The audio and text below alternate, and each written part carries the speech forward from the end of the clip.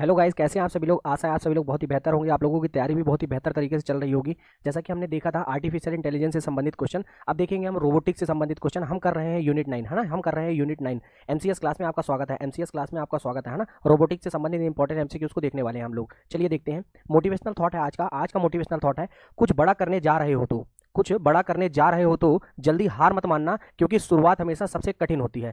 शुरुआत करना है ना, वंस यू स्टार्ट, वंस कहते भी है ना इंग्लिश में, once you start nobody can stop you, है ना। Once you start nobody can stop you, so you need to start first, बहरहाल देखते हैं आप लोग आज के पहले एमसीक्यूज को।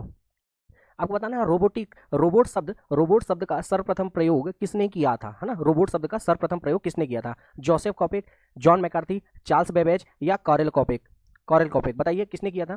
तो बिल्कुल सही उत्तर होगा कॉरेल कॉपेक ने। देखिए, इससे संबंधित इन्फॉर्मेशन है, रोबोटिक्स के हिस्ट्री से संबंधित, है ना, कि रोबोट वर्ड आया कहाँ से, है ना। रोबोट वर्ड आया कहाँ से? The term robot was first used in 1920 in a play called RUR, जिसका मतलब है Rossum's universal robots by the चेक रिपब्लिक, है ना। चेक राइटर थे हमारे कौन? कॉरेल कॉपेक, जिनने सबसे पहले रोबोटा वर्ड का प्रयोग किया था, जो कि क्या था? द चेक वर्ड फोर्स्ड लेबर और सर्व, जिसका अर्थ होता है क्या? लेबर या सर्व, जो काम करने वाले होते हैं ना।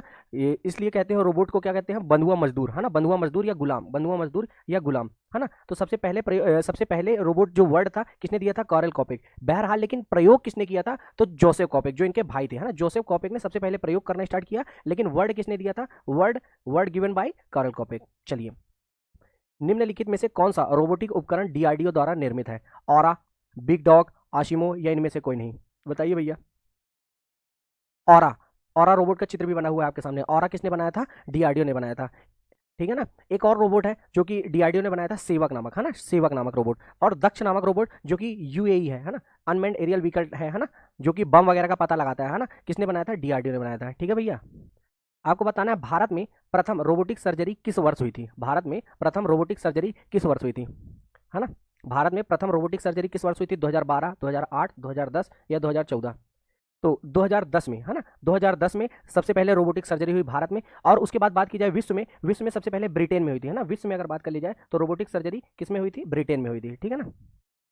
सही विकल्प का चयन करना है आपको। माइटी ईगल नासा का एक रोबोटिक प्रोटोटाइप लैंडर है, या विश्व का सबसे तेज, है ना, सबसे तेज गति पैर वाला रोबोट चीता है। नासा रोबोट सोजोर्नर ने मंगल ग्रह से अनेक निष्कर्ष पृथ्वी पर भेजे। बताइए कौन सा उत्तर सही है? तो बिल्कुल सही उत्तर सभी है, सभी के सभी बिल्कुल सही उत्तर है, क्योंकि माइटी ईगल नासा का एक रोबोटिक प्रोटोटाइप लैंडर है। देख लीजिए, इमेज है आपके सामने, है ना। ये नासा का प्रोटोटाइप क्या है? प्रोटोटाइप लैंडर है, ठीक है ना, माइटी ईगल, ठीक है ना, माइटी ईगल। फिर उसके बाद ये चीता रोबोट है। कौन सा रोबोट है? चीता। ये 4 पैरों वाला रोबोट है ना, बहुत तेज भागता है। और ये सोर्जोनर्स है ना, सोर्जोनर्स जो कि मंगल ग्रह पे उतरेगा, है ना। मंगल ग्रह पे किसने बनाया है? नासा ने बनाया है, ठीक है ना, नासा ने बनाया है। अगला प्रश्न है, AICRA अर्थात all India council for robotics and automation से संबंधित सही विकल्प चुनना है आपको। बताइए भैया, इसकी स्थापना कब हुई? 2014 में हुई थी क्या? यह संस्थान रोबोटिक्स एवं ऑटोमेशन और शिक्षा उद्योग में मानक निर्धारित करता है, या उपरोक्त दोनों, या इनमें से कोई नहीं? ABCD में से एक सही उत्तर बताना है आपको। All India council for robotics and automation, तो बिल्कुल सही उत्तर है दोनों के दोनों, है ना, दोनों के दोनों। दुनिया का पहला वर्चुअल पॉलिटिशियन रोबोट कौन सा है ना। बताइए कौन सा है वर्चुअल पॉलिटिशियन रोबोट? रश्मि, सैम, इप्सिना या जेनबोट्स? तो भैया ये जो दिख रहा है ना, ये सैम रोबोट है ना, सैम रोबोट है। किस देश के द्वारा इसको मान्यता दी गई है पॉलिटिकल रोबोट्स को? न्यूजीलैंड के द्वारा, है ना, न्यूजीलैंड के द्वारा। किसके द्वारा भैया? न्यूजीलैंड के द्वारा, ठीक है ना। तो इस चीज़ को आप ध्यान रखिएगा। स्पोर्ट रोबोट, है ना, स्पोर्ट रोबोट किसके द्वारा विकसित किया गया है? CSIR द्वारा, गूगल द्वारा, DRDO द्वारा, ICAR द्वारा? बताइए भैया। ये देखिए, चीता रोबोट जैसे दिख रहा है ना, चीता रोबोट जैसे दिख रहा है ना। जबकि इसको बनाया किसने है? गूगल ने बनाया है ना, गूगल ने। जबकि चीता को किसने बनाया था? मैंने आपको अभी बताया है, नासा ने बनाया था चीता को, ठीक है ना। नासा द्वारा निर्मित वाल्किरी ह्यूमनॉइड रोबोट को किस ग्रह पर मिशन के लिए तैयार किया गया है? मंगल ग्रह पर, शुक्र ग्रह पर, बुध ग्रह पर या शनि ग्रह पर? देखिए, ये शानदार दिख रहा है, किसने बनाया है? नासा ने, लिखा हुआ है, इसकी छाप है ना, इसकी छाप है नासा की, है ना। तो भैया मंगल के लिए बनाया है ना, किसके लिए? मंगल के लिए बनाया है, ठीक है ना। अगला प्रश्न है, ब्रिटेन के वैज्ञानिकों ने विश्व के सबसे छोटे सर्जिकल रोबोट को विकसित किया है। इस रोबोट का नाम है, बताइए कौन सा रोबोट है? चतुर रोबोट है, एंड्रोस है, बोस्टन है या वर्सियस है? ये जो रोबोट दिख रहा है ना, ये जो रोबोट दिख रहा है भैया, ये कंप्यूटर से काम किया जा रहा है ना, है ना, कंप्यूटर से काम किया जा रहा है। तो इस रोबोट का नाम क्या है? वर्सियस। ये भैया वर्सियस है ना। ये बोल रहे हैं हम वर्सियस है। कौन है? हम वर्सियस है। ये सबसे छोटा है ना, सबसे छोटा है विश्व का। किसने बनाया है? ब्रिटेन ने बनाया है ना, ब्रिटेन ने बनाया है। मैंने आपको बताया था सबसे पहले सर्जरी किसने प्रारंभ किया था? किसने प्रारंभ किया था भैया? मैंने आपको बताया ही है जस्ट, ब्रिटेन ने।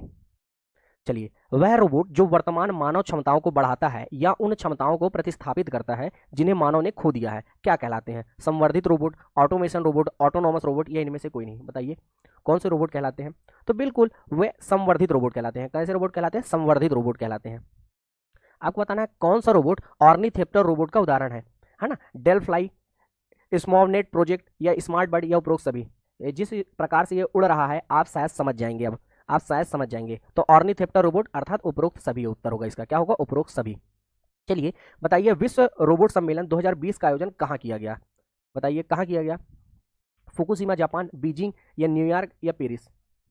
2020 का आयोजन तो फुकुशिमा जापान में किया गया, लेकिन 2023 का पूछे तो बता दीजिएगा बीजिंग चाइना में किया गया। ठीक है ना? अभी मैंने आर्टिफिशियल इंटेलिजेंस की जब क्लास ली थी तब भी मैंने आपको बताया था आर्टिफिशियल इंटेलिजेंस से संबंधित ग्लोबल पार्टनरशिप है ना फॉर आर्टिफिशियल इंटेलिजेंस कहाँ हुआ था? ये हुआ था नई दिल्ली में। हमारे कहाँ हुआ था? नई दिल्ली में 2023 का आयोजन। ठीक है ना? इस बात को भी ध्यान रखिएगा।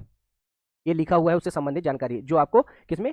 पीडीएफ के फॉर्मेट में, पीपीटी के फॉर्मेट में आपको मिल जाएगी। कहाँ? हमारे टेलीग्राम लिंक पे, हमारे टेलीग्राम लिंक पे, जिसकी लिंक कहाँ दी हुई है? डिस्क्रिप्शन बॉक्स में। चलिए, स्मार्ट बर्ड रोबोट से संबंधित सही विकल्प को चुनिए। यह फ्लाइंग उड़ने वाला रोबोट है, इसे हेरिंगल पर डिजाइन किया गया है ना? हेरिंगल पर डिजाइन किया गया है, या इस रोबोट को ऑस्ट्रेलिया हैनोवर मेले में प्रदर्शित किया गया था? बताइए कौन सा उत्तर सही है?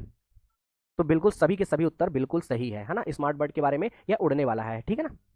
ये देख लीजिए इसका चित्र, हेरिंग बर्ड है। अनमैन्ड एरियल व्हीकल जिसको हम लोग शॉर्ट में करते हैं यूएवी, है ना? यूएवी रोबोट है, उड़ने वाले robot, stationary robot, swimming robot या इनमें से कोई नहीं? है ना? तो इसका सीधा सीधा उत्तर आपके सामने लिखा है, उड़ने वाले रोबोट को कहते हैं अनमैन्ड एरियल व्हीकल। अनमैन्ड मतलब बिना मैन के, है ना? यही विकल्प, सही विकल्प का चयन करना है भैया, है ना? सही विकल्प का। डीएसएस अर्थात डेवेंसी सर्जिकल सिस्टम रोबोटिक उपकरण का उपयोग शल्य चिकित्सा में किया जा रहा है। बताइए ये अभी अभी की प्रणाली है। ठीक है ना? डीएसएस है ना? डेवेंसी सर्जिकल सिस्टम। फिर उसके बाद साइबर नाइफ एक शल्य चिकित्सा में प्रयुक्त रोबोटिक्स प्रणाली है, या भारतीय विज्ञान संस्थान बेंगलुरु ने माइक्रो प्रोसेसर आधारित रोबोट विकास किया है? बताइए कौन सा उत्तर सही है? तो बिल्कुल सही है, सभी के सभी उत्तर बिल्कुल सही है। ठीक है ना?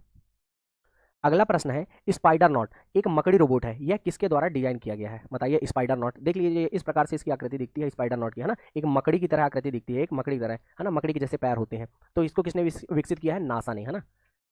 Premier institute in India for robotics research की स्थापना कहाँ की गई? बताइए दिल्ली में, मुंबई में, मद्रास में या कानपुर में? बताइए भैया कहाँ की गई premier institution in India for robotic research? तो बिल्कुल रिसर्च कानपुर में करेंगे, है ना? कान पकड़ के रिसर्च करेंगे। ठीक है ना? अर्थात कानपुर में। खालिस्तान जोड़ों द्वारा जुड़े मैकेनिकल लिंकेज का एक संग्रह है, बताइए कौन सा? मैनिपुलेटर, ग्रिपर, संवेदक या इनमें से कोई नहीं? तो देखिए सेंसर तो होगा नहीं, है ना? सेंस तो कर नहीं रहा है ना? जोड़ो जोड़ो अर्थात तो ये दोनों में से लगाना है, तो बिल्कुल कौन सा होगा? मैनिपुलेटर, है ना? मैनिपुलेटर। इससे संबंधित जानकारी लिखी हुई है जो कि आप पीडीएफ में पढ़ सकते हैं। ठीक है? अंतरराष्ट्रीय रोबोटिक्स संघ का गठन किस वर्ष किया गया था? अर्थात IFR, international federation of robotics, 1984, 1972, 1987 या 1975? तो बिल्कुल सही उत्तर होगा सी अर्थात 1987, जो कि कहाँ किया गया था? फ्रैंकफर्ट जर्मनी में, है ना? फ्रैंकफर्ट जर्मनी में। ठीक है ना? फ्रैंकफर्ट जर्मनी में किया गया। ठीक है भैया? फ्रैंकफर्ट जर्मनी में। कार्टेशियन रोबोट से संबंधित सही विकल्प है, बताइए। इसे लीनियर रोबोट भी कहा जाता है। यह रोबोट सीधी दिशा में चलते हैं, या उपरोक्त दोनों, या इनमें से कोई नहीं? देख लीजिए इसका चित्र भी बना हुआ है कार्टेशियन रोबोट का। तो उत्तर क्या होगा? उपरोक्त दोनों। यह लीनियर और सीधी दिशा में चलते हैं। ठीक है ना?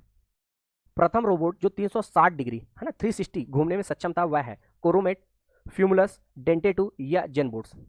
देख लीजिए इसकी आकृति, ये इस प्रकार से यहाँ से घूमता है ना 360, है ना? 360 डिग्री घूमने में सक्षम है। कौन सा? फ्यूमुलस, है ना? फ्यूमुलस रोबोट, है ना? फ्यूमुलस रोबोट। अगला प्रश्न है, निम्नलिखित में से कौन सा रोबोट स्त्री की शकल से समानता रखता है? देख लीजिए स्त्री की जैसे शकल भी दिख भी रही होगी आपको। फेमिसेपियन, वाबोट, इप्सिना या जेनबोट्स? तो बिल्कुल सही उत्तर है फेमिसेपियन, है ना? फेमिसेपियन रोबोट। ठीक है ना? भारत के प्रथम औद्योगिक रोबोट ब्रावो का डिजाइन एवं निर्माण कार्य किस भारतीय कंपनी द्वारा किया गया?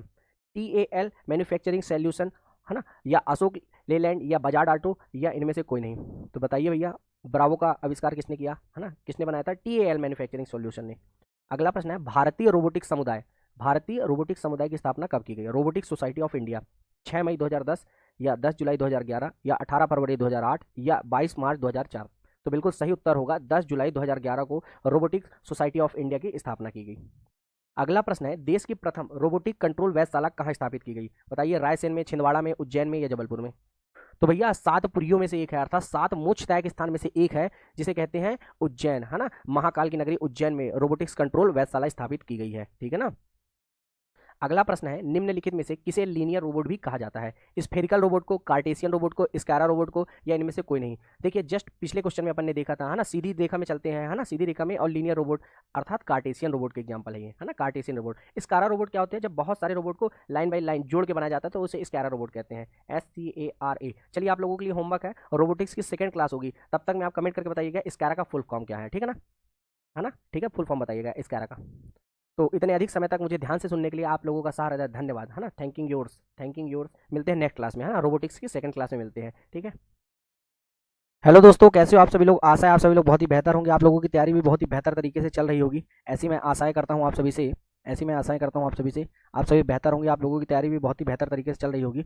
आज का मोटिवेशनल थॉट देखिए दोस्तों, आज का मोटिवेशनल थॉट है, सफलता का रहस्य एक दिवसीय नहीं, उसके पीछे की कठिनाइयां भी अनगिनत होती हैं। तो सफलता का रहस्य एक नहीं होता है, उसके पीछे की जो कठिनाइयां होती है ना, बहुत सारी होती है, बहुत सारी होती है, बहुत सारी विफलता के बाद इंसान सफलता प्राप्त होती है, और उसी सफलता का मजा है जिसमें इंसान कई बार असफल होता है ना, कई बार असफल होता है। तो निरंतर प्रयास में जुटे रहिए। 24 अप्रैल को होने वाले एग्जाम में, 24 अप्रैल को होने वाले एमपीपीएससी प्री के एग्जाम में बेहतरीन प्रदर्शन करिए, है ना, बेहतरीन प्रदर्शन करिए। हम लोग देखने वाले हैं रोबोटिक्स का पार्ट 2, रोबोटिक्स का पार्ट 2, है ना, रोबोटिक्स का पार्ट 2 देखने वाले हैं, है ना, जो कि किसमें है? एमपीपीएससी की प्री की यूनिट 9 में है ना, यूनिट 9 में है। जिन्होंने भी अभी आर्टिफिशियल इंटेलिजेंस का लेक्चर ना देखा हो और रोबोटिक्स का पहला लेक्चर ना देखा हो, वो देख ले पहले, है ना, देख ले। चलिए देखते हैं एमसीक्यूज।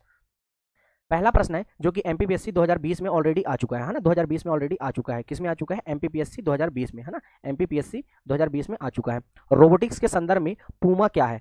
बताइए। Programmable used machine to assemble, programmed utility machine for assembly, programmable universal machine for assembly, या program utility machine to assemble. ये पूमा का आप चित्र देख सकते हैं, ये यूनिमेट का चित्र है, जो कि पहला रोबोट था, जो कि पहला रोबोट था, और उसी के द्वारा बनाया गया था पूमा 500, है ना, पूमा 500। तो आप देख सकते हैं इसका चित्र बना हुआ है पूमा 500 का। तो बिल्कुल ऑप्शन सी सही है ना, programmable universal machine for assembly इसका फुल फॉर्म है, ठीक है ना, जो कि एमपीपीएससी 2020 का प्रश्न था। चलिए दूसरा प्रश्न आज का देखते हैं। अंतरिक्ष में पहली बार अपनी स्वयं की ऊर्जा से उड़ान भरने वाले नासा के रोबोट का नाम क्या है ना, नासा के रोबोट का नाम क्या है? बम्बल, क्वीन, मानव, या इनमें से कोई नहीं? देखिए मैं विश्व का पहला रोबोट नहीं पूछ रहा हूँ ना, विश्व का पहला ऐसा रोबोट नहीं पूछ रहा हूँ ना जो स्वयं की ऊर्जा से उड़ान भरे, मैं यूएसए का पहला पूछ रहा हूँ। प्रश्न की प्रकृति को समझिएगा, पेपर में भी, है ना, पेपर में भी प्रश्न की प्रकृति को समझिएगा। विश्व का मैं बताऊंगा आपको, पहले यूएसए का बताइए। तो यूएसए का ऐसा रोबोट का नाम है बम्बल, ठीक है ना, बम्बल। अब देखिए सिमोन जो है ना, सिमोन अंतरिक्ष में उड़ान भरने वाला, है ना, आर्टिफिशियल इंटेलिजेंस वाला पहला रोबोट था, जो कि किसका था? जर्मनी का था ना, जर्मन साइंटिस्ट थे ना, उनके द्वारा बनाया गया था, है ना, जर्मनी के द्वारा, ठीक है ना। ये उसका चित्र है ना, सिमोन का चित्र है, सिमोन रोबोट का। आपको बताना है तीसरे प्रश्न का उत्तर। ड्रोन रोबोट किस प्रकार की श्रेणी में आता है? Humanoid robot, teleported robot, autonomous robot, या इनमें से कोई नहीं? आप चित्र की सहायता से बखूबी बता सकते हैं, है ना, ड्रोन रोबोट। तो भैया ड्रोन रोबोट टेलीपोर्टेड रोबोट है। देखिए ये चर्चा में क्यों है ड्रोन रोबोट ज़्यादा सर? क्योंकि हमने एंटी ड्रोन रोबोट बना दिया है ना, एंटी ड्रोन रोबोट बना दिया है ना, एंटी ड्रोन रोबोट बना दिया है, इसलिए ये चर्चा में है ना। सब ड्रोन बनाते हैं, हम एंटी ड्रोन बना दिया, अर्थात इसके विकास का दायित्व, अर्थात इसके विकास को किसने अग्रसित किया है? भारत ने किया है ना, भारत ने किया, हमारे प्यारे भारत ने किया है ना, ठीक है ना। तो ये कैसा है? ड्रोन रोबोट टेलीपोर्टेड रोबोट है ना। आपको बताना है चौथे प्रश्न का उत्तर। जो रोबोट अपने पंखों की सहायता से पक्षियों की भांति उड़ते हैं उन्हें क्या कहा जाता है? पापामाऊ, ऑर्निथोप्टर, फेस्टोफ्रिस, या स्वार्म रोबोट, है ना, स्वार्म रोबोट। बताइए किसे कहा जाता है, किसे कहा जाता है भैया? उत्तर बताइए। ये इस प्रकार से आप देख रहे होंगे, ये पंख है ना, ये पंख है, ये पंख दिख रहा है। तो भैया ऑर्निथोप्टर, है ना, ऑर्निथोप्टर रोबोट कहा जाता है ना, ऑर्निथोप्टर, OR से स्टार्ट होती है इसके स्पेलिंग, ठीक है ना, है ना। अपने पंखों की सहायता से पक्षियों की भांति उड़ते हैं, उन्हें क्या कहा जाता है? ऑर्निथोप्टर रोबोट कहा जाता है। अगला प्रश्न है भैया आज का पांचवा प्रश्न। स्कैरा रोबोट, देखिए मैंने आपसे पिछली क्लास में पूछा था स्कैरा रोबोट का फुल फॉर्म, आप लोगों ने उत्तर नहीं दिया, है ना, आप लोगों को उत्तर देना चाहिए। चलिए देखते हैं। स्कैरा रोबोट से संबंधित सही विकल्प चुनना है। रोबोटिक्स प्राइवेट लिमिटेड कंपनी शस्त्रा द्वारा इसे निर्मित किया गया, या दूसरा दिया है ऑप्शन बी 3D पेंटिंग बनाने, अनाज पीसने में उपयोगी होता है ये, या उपरोक्त दोनों, या इनमें से कोई नहीं? देखिए स्कैरा का फुल फॉर्म लिख दिया हमने, क्योंकि आप लोगों ने मेहनत नहीं की। Standard for selective compliance assembly robot arm, ये क्या है? इसका फुल फॉर्म है ना। किसके द्वारा निर्मित किया गया था? शस्त्रा के द्वारा। 3D पेंटिंग बनाने में ये सहायक है और अनाज पीसने में भी उपयोगी है, अर्थात उपरोक्त दोनों उत्तर बिल्कुल सही होंगे। आप देख सकते हैं स्कैरा रोबोट का चित्र बना हुआ है यहाँ पास, है ना, स्कैरा रोबोट बना हुआ है। ओके, छठवां प्रश्न आज का, है ना, एंटोमोप्टर रोबोट किस प्रकार का रोबोट है? एंटोमोप्टर रोबोट किस प्रकार का रोबोट है? आपको बताना है। स्वार्म रोबोट है ये, फ्लाइंग रोबोट है ना, स्विमिंग रोबोट है, या इनमें से कोई नहीं? जो भी इंसान चित्र देखेगा चित्र की सहायता से बखूबी समझ सकता है ना, चित्र की सहायता से बखूबी समझ सकते हो आप। तो भैया एंटोमोप्टर रोबोट जो है फ्लाइंग रोबोट है ना, कैसा रोबोट है, फ्लाइंग है ना, उड़ने वाला रोबोट है ना एंटोमोप्टर। अगला प्रश्न है भैया आज का, निम्नलिखित में से कौन सी रोबोटिक प्रोग्रामिंग भाषा है ना, रोबोट की प्रोग्रामिंग भाषा कौन सी है, AML या VAL या उपरोक्त दोनों या इनमें से कोई नहीं। ये भैया हमारा रोबोट बना हुआ है ना, रोबोट है।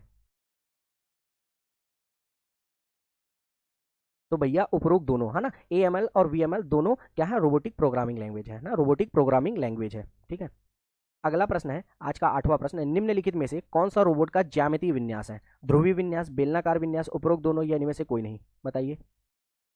तो भैया इसका होगा उत्तर उपरोक्त दोनों। अर्थात इसका मतलब है रोबोट 360 भी घूमने में सफल होता है ना, 360 आजू बाजू की चीजें भी देखने में सफल होता है ना, चारों तरफ की चीजें देखने में सफल होता है। अर्थात इसका ये इस प्रकार से ज्यामितीय विन्यास है। अब अपन रोबोटिक्स पूरी तरह से तो पढ़ नहीं रहे हैं कि हर एक ट्राइंगल को, हर एक एंगल को देखे, है ना, तो इसने सरल सी जानकारी ही आपसे पूछेगा, क्योंकि कंप्यूटर का वो बेसिक नॉलेज मांग रहा है आपसे, ठीक है ना। रोबोटिक्स नहीं तो ऑलरेडी एक सब्जेक्ट ही होता है ना, गेट में, IES में, है ना, इंजीनियरिंग सर्विसेज में।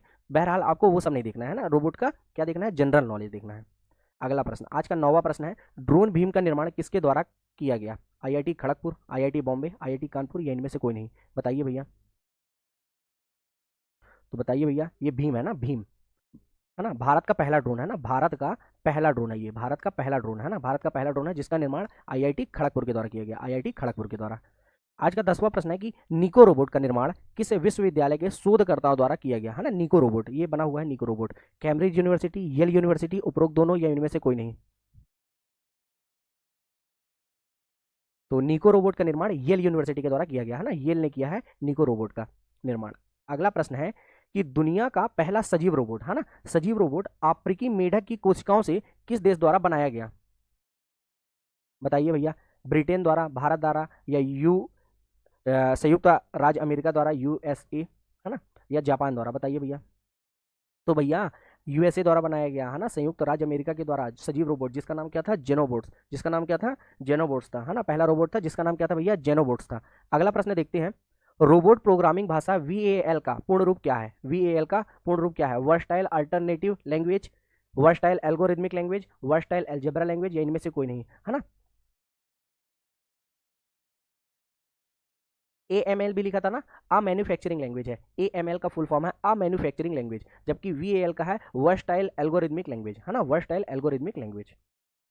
अगला प्रश्न है, ये तो आप बता ही देंगे क्योंकि मैंने बता दिया, स्कैरा रोबोट का विस्तृत रूप है ना, selective compliance assembly robot arm, है ना, इसका फुल फॉर्म है, जिसका काम क्या है, 3D पेंटिंग भी करता है ये, अनाज पीसने का काम भी करता है ये, और शास्त्रा शास्त्रा कंपनी के द्वारा बनाया गया है ना, शास्त्रा, ठीक है ना, इस प्रकार से आपको ध्यान रखना है। अगला प्रश्न है, विश्व का प्रथम रोबोट कौन सा है, विश्व का प्रथम रोबोट कौन सा है आपको बताना है, सैंकी, सोफिया, वाबोट या यूनिमेट्स, बताइए भैया कौन सा है पहला रोबोट। मैंने आपको बताया था पहला रोबोट कौन सा है, यूनिमेट, जब मैं आपको पूमा बता रहा था ना, पूमा, तभी मैंने आपको बता दिया था जब मैं आपको पूमा बता रहा था, ठीक है ना। अगला प्रश्न है, भारत के प्रथम मानव मिशन गगनयान में इसरो द्वारा अंतरिक्ष यात्रियों के साथ भेजा जाने वाला हाफ ह्यूमनॉइड रोबोट कौन सा है, ये अर्थ नहीं अर्ध है ना, अर्ध लिखा हुआ है, व्योम मित्र, रश्मि, सोफिया या इनमें से कोई नहीं। इसरो ने जानकारी दी, इसरो ने जानकारी दी कि हम 2024 के लास्ट तक इसको भेज देंगे, है ना, इस मिशन को भेज देंगे, मिशन गगनयान को, है ना, मिशन गगनयान को, जिसमें जिसमें 2 पुरुष और 1 महिला जाएंगे, है, 2 पुरुष और 1 महिला जाएंगे, है ना, 2 पुरुष के साथ एंटरटेनमेंट होना चाहिए, इसलिए 1 महिला भी है साथ में, है ना। तो बताइए भैया, व्योम मित्र है ना, व्योम मित्र है, हाफ ह्यूमनॉइड रोबोट व्योम मित्र है। रश्मि कौन सा है, पहला हिंदी भाषी रोबोट, है ना, हिंदी भाषा में बोलने वाला पहला रोबोट है। सोफिया कौन सा है ना, सोफिया कौन सा है, सोफिया मानव की तरह दिखने वाला रोबोट है, मानव की तरह दिखने वाला रोबोट है, जिसने 2017 में एग्जीबिशन में इंदौर में आई थी ये, है ना, हांगकांग की कंपनी हैंडसन के द्वारा बनाया गया था ना, हांगकांग की कंपनी के द्वारा इसे बनाया गया था, और ये पहला रोबोट है जिसको UAE की नागरिकता दी गई है ना, UAE की नागरिकता दी गई है ना।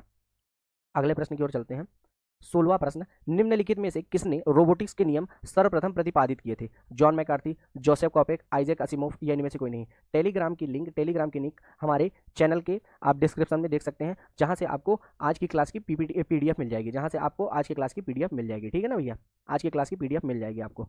तो आइजैक असिमोव ने 1940 टू 42 में इनने क्या दिया था, रोबोटिक्स से संबंधित 3 नियम दिए थे, है ना, रोबोटिक्स से संबंधित 3 नियम दिए थे, जिसमें रोबोट मानव को नुकसान नहीं पहुंचाएगा, पहला नियम कहा था हमने, ये देख सकते हैं आप, फर्स्ट, सेकंड और थर्ड लॉ दिया हुआ है, आप पढ़ सकते हैं आराम से, है ना, रोबोट मानव को नुकसान नहीं पहुंचाएगा, रोबोट दूसरे में क्या कहता है, रोबोट मानव की आज्ञा का पालन करेगा, जबकि रोबोट अपने आप को सुरक्षित रखेगा, लेकिन पहले और दूसरे नियम का भंग नहीं होना चाहिए।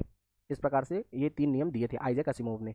चलिए अगला प्रश्न है आज का, CAIR है ना, centre for artificial intelligence and robotics संस्थान कहाँ स्थित है? हैदराबाद, पुणे, नई दिल्ली या बेंगलुरु? बताइए भैया।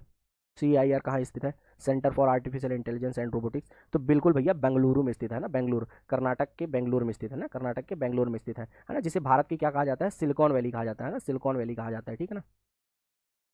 रोबोटिक्स विज्ञान एवं प्रौद्योगिकी की एक शाखा है, इसका संबंध किससे है? आपको बताना है इसका संबंध किससे है। कंप्यूटर साइंस से है, इलेक्ट्रिकल इंजीनियरिंग से है, मैकेनिकल इंजीनियरिंग से है, या उपरोक्त सभी? बताइए भैया। तो भैया सभी भाषाओं से इसका संबंध है ना, अर्थात सभी से संबंधित है ये, है ना, इसकी शाखा है सभी से है, अर्थात कंप्यूटर, इलेक्ट्रॉनिक और मैकेनिकल इंजीनियर सभी से है। एडवांस इन रोबोटिक्स AIR का आयोजन कौन सी संस्था कराती है? AIR का आयोजन बताना है कौन सी संस्था कराती है? रोबोटिक्स सोसाइटी ऑफ इंडिया अर्थात भारतीय रोबोटिक्स समुदाय, या CAIR, या इसरो, या DRDO? बताइए भैया। तो RSI अर्थात रोबोटिक सोसाइटी ऑफ इंडिया अर्थात भारतीय रोबोटिक समुदाय के द्वारा इसका आयोजन कराया जाता है, जो कि इसका 6वां संस्करण है ना, 6वां संस्करण IIT रुड़की में कराया गया 5 से 8 जुलाई 2023 में, है ना, 5 से 8 जुलाई 2023 में। तो ये रोबोट के कुछ चित्र बने हुए हैं, आप देख सकते हैं। तो इतने अधिक समय तक मुझे सुनने के लिए आप सभी का सहारा धन्यवाद, आप सभी का सहारा धन्यवाद। अब हमने आर्टिफिशियल इंटेलिजेंस के क्वेश्चन कर लिए, रोबोटिक्स के क्वेश्चन कर लिए, अब नेक्स्ट टॉपिक के साथ अपन लोग नेक्स्ट क्लास में मिलते हैं, है ना। आप लोगों का सहारा धन्यवाद, मिलते हैं नेक्स्ट क्लास में। जय हिंद। हेलो गाइस, कैसे हैं आप सभी लोग? आशा है आप सभी लोग बहुत ही बेहतर होंगे, आप लोगों की तैयारी भी बहुत ही बेहतर तरीके से चल रही होगी। वापस से मैं आ गया हूँ आप सभी के बीच। तो आज की क्लास में हम देखने वाले हैं साइबर सिक्योरिटी से संबंधित, है ना, साइबर सिक्योरिटी से संबंधित इंपॉर्टेंट एमसीक्यूज, साइबर सिक्योरिटी से संबंधित इंपॉर्टेंट एमसीक्यूज, है ना। 2024 जो MPPSC का प्री का एग्जाम होने वाला है 28 अप्रैल को, उसके लिए हम निरंतर एमसीक्यूज की सीरीज आपके सामने लाए हुए हैं, है ना। आप सभी लोग आर्टिफिशियल इंटेलिजेंस के जो मैंने एमसीक्यूज करा चुके हैं उसको आप देख सकते हैं, साथ ही साथ आप लोग रोबोटिक्स के भी एमसीक्यूज देख सकते हैं, है ना, रोबोटिक्स के भी एमसीक्यूज आप देख सकते हैं, है ना, रोबोटिक्स के भी एमसीक्यूज आप देख सकते हैं। ठीक है, तो आज देखना हमको साइबर सिक्योरिटी से संबंधित एमसीक्यूज। तो ये मैं हूँ नितिन कुमार मिश्रा आपके सामने। देखिए दोस्तों, आपके सपनों को पूरा करने के लिए आपको उनके पीछे जाना होगा, चाहे रास्ता जैसा भी हो, कठिन ही क्यों ना हो, रास्ता कठिन भी क्यों ना हो, लेकिन आपको उनके पीछे क्या होना पड़ेगा? निरंतर जाना होगा। और ध्यान रखिएगा, continuity and stability, continuity stability अर्थात निरंतरता और स्थिरता आपको किसी भी लक्ष्य की ओर अग्रसित करने के लिए सबसे महत्वपूर्ण कारक होते हैं, ठीक है ना, निरंतरता और स्थिरता। तो आज का पहला प्रश्न है साइबर लॉ शब्दावली में DOS का अर्थ है। आपको बताना है DOS का अर्थ क्या है। डिस्क ऑपरेटिंग सिस्टम, दूरस्थ ऑपरेटर सेवा, डेनियल ऑपरेटिंग सर्विस, या इनमें से कोई नहीं। तो यहाँ पर साइबर लॉ में अगर साइबर लॉ की बात करी जाए तो डिस्क ऑपरेटिंग सिस्टम है, इसका फुल फॉर्म क्या है? डिस्क ऑपरेटिंग सिस्टम, है ना। और DOS अलग है, डिनाइल ऑफ सर्विस अटैक अलग है, ठीक है ना, वो मैं आपको आगे बताऊंगा, ठीक है। कंप्यूटर हैकर है, आपको बताना है कंप्यूटर हैकर आखिर क्या होते हैं, है ना। एक व्यक्ति जो व्यक्तिगत लाभ के दूषित इरादों से कंप्यूटर सुरक्षा का पालन नहीं करता, या दूसरा ऑप्शन है कंप्यूटर सुधारने वाला व्यक्ति, या तीसरा एक व्यक्ति जो कंप्यूटर की सुरक्षा बनाए रखता है, या चौथा कंप्यूटर के सुरक्षित परिचालन हेतु उत्तरदायी एक व्यक्ति। तो बिल्कुल सही उत्तर है आ, अर्थात एक व्यक्ति जो व्यक्तिगत लाभ के दूषित इरादों से कंप्यूटर सुरक्षा का पालन नहीं करता, वही क्या कहलाता है? हैकर, है ना, हैकर। अगला प्रश्न है हमारा आज का तीसरा प्रश्न है, जो कि निम्नलिखित में से कौन सा सॉफ्टवेयर या प्रोग्राम हैकर को सिस्टम नियंत्रित करने की अनुमति देता है? जो हैकर होगा उसको सिस्टम नियंत्रित करने की अनुमति कौन देता है भैया? हैंडशेक देता है, कीलॉगर देता है, रूट किट देता है, या पलाडियम देता है? तो रूट किट जो होता है ना, वो हैकर को सिस्टम नियंत्रित करने की क्या देता है? अनुमति देता है, ठीक है ना, अनुमति देता है। आप देख सकते हैं रूट किट क्या कहलाते हैं? कंप्यूटर सॉफ्टवेयरों का संग्रह है जो आमतौर पर गलत उद्देश्य को पूरा करने के लिए बनाया जाता है। रूट क्या होता है? रूट किट क्या होता है कि गलत उद्देश्यों को पूरा करने के लिए इसे क्या किया जाता है? बनाया जाता है, ठीक है। अगला प्रश्न है कि ज़ॉम्बी या रोबोट टूल द्वारा, है ना, ज़ॉम्बी रोबोट टूल द्वारा किसी लक्षित व्यक्ति को भारी संख्या में ईमेल भेजना कहलाता है। बताइए भैया क्या कहलाता है आखिर? फिशिंग, ईमेल बॉम्बिंग, सलाम हमला, या क्रिप्टोग्राफी? बताइए। सलामी साइबर अटैक सुने होंगे ना, ये वही लिखा हुआ है। बहरहाल इसका उत्तर होगा क्या? ईमेल बॉम्बिंग, है ना। एक साथ भेजते हैं, क्या होता है किसी लक्षित व्यक्ति को, तो क्या कहलाता है? ईमेल बॉम्बिंग, है ना। इससे क्या हो जाता है? हमारा सॉफ्टवेयर डिनाइल ऑफ सर्विस में चला जाता है, अर्थात डिनाइल ऑफ सर्विस में अर्थात क्या होता है? देरी से काम करने लगता है, देरी से काम करने लगता है, ठीक है ना। जॉम्बी एक साथ भारी संख्या में आ जाते हैं ना, जॉम्बीज।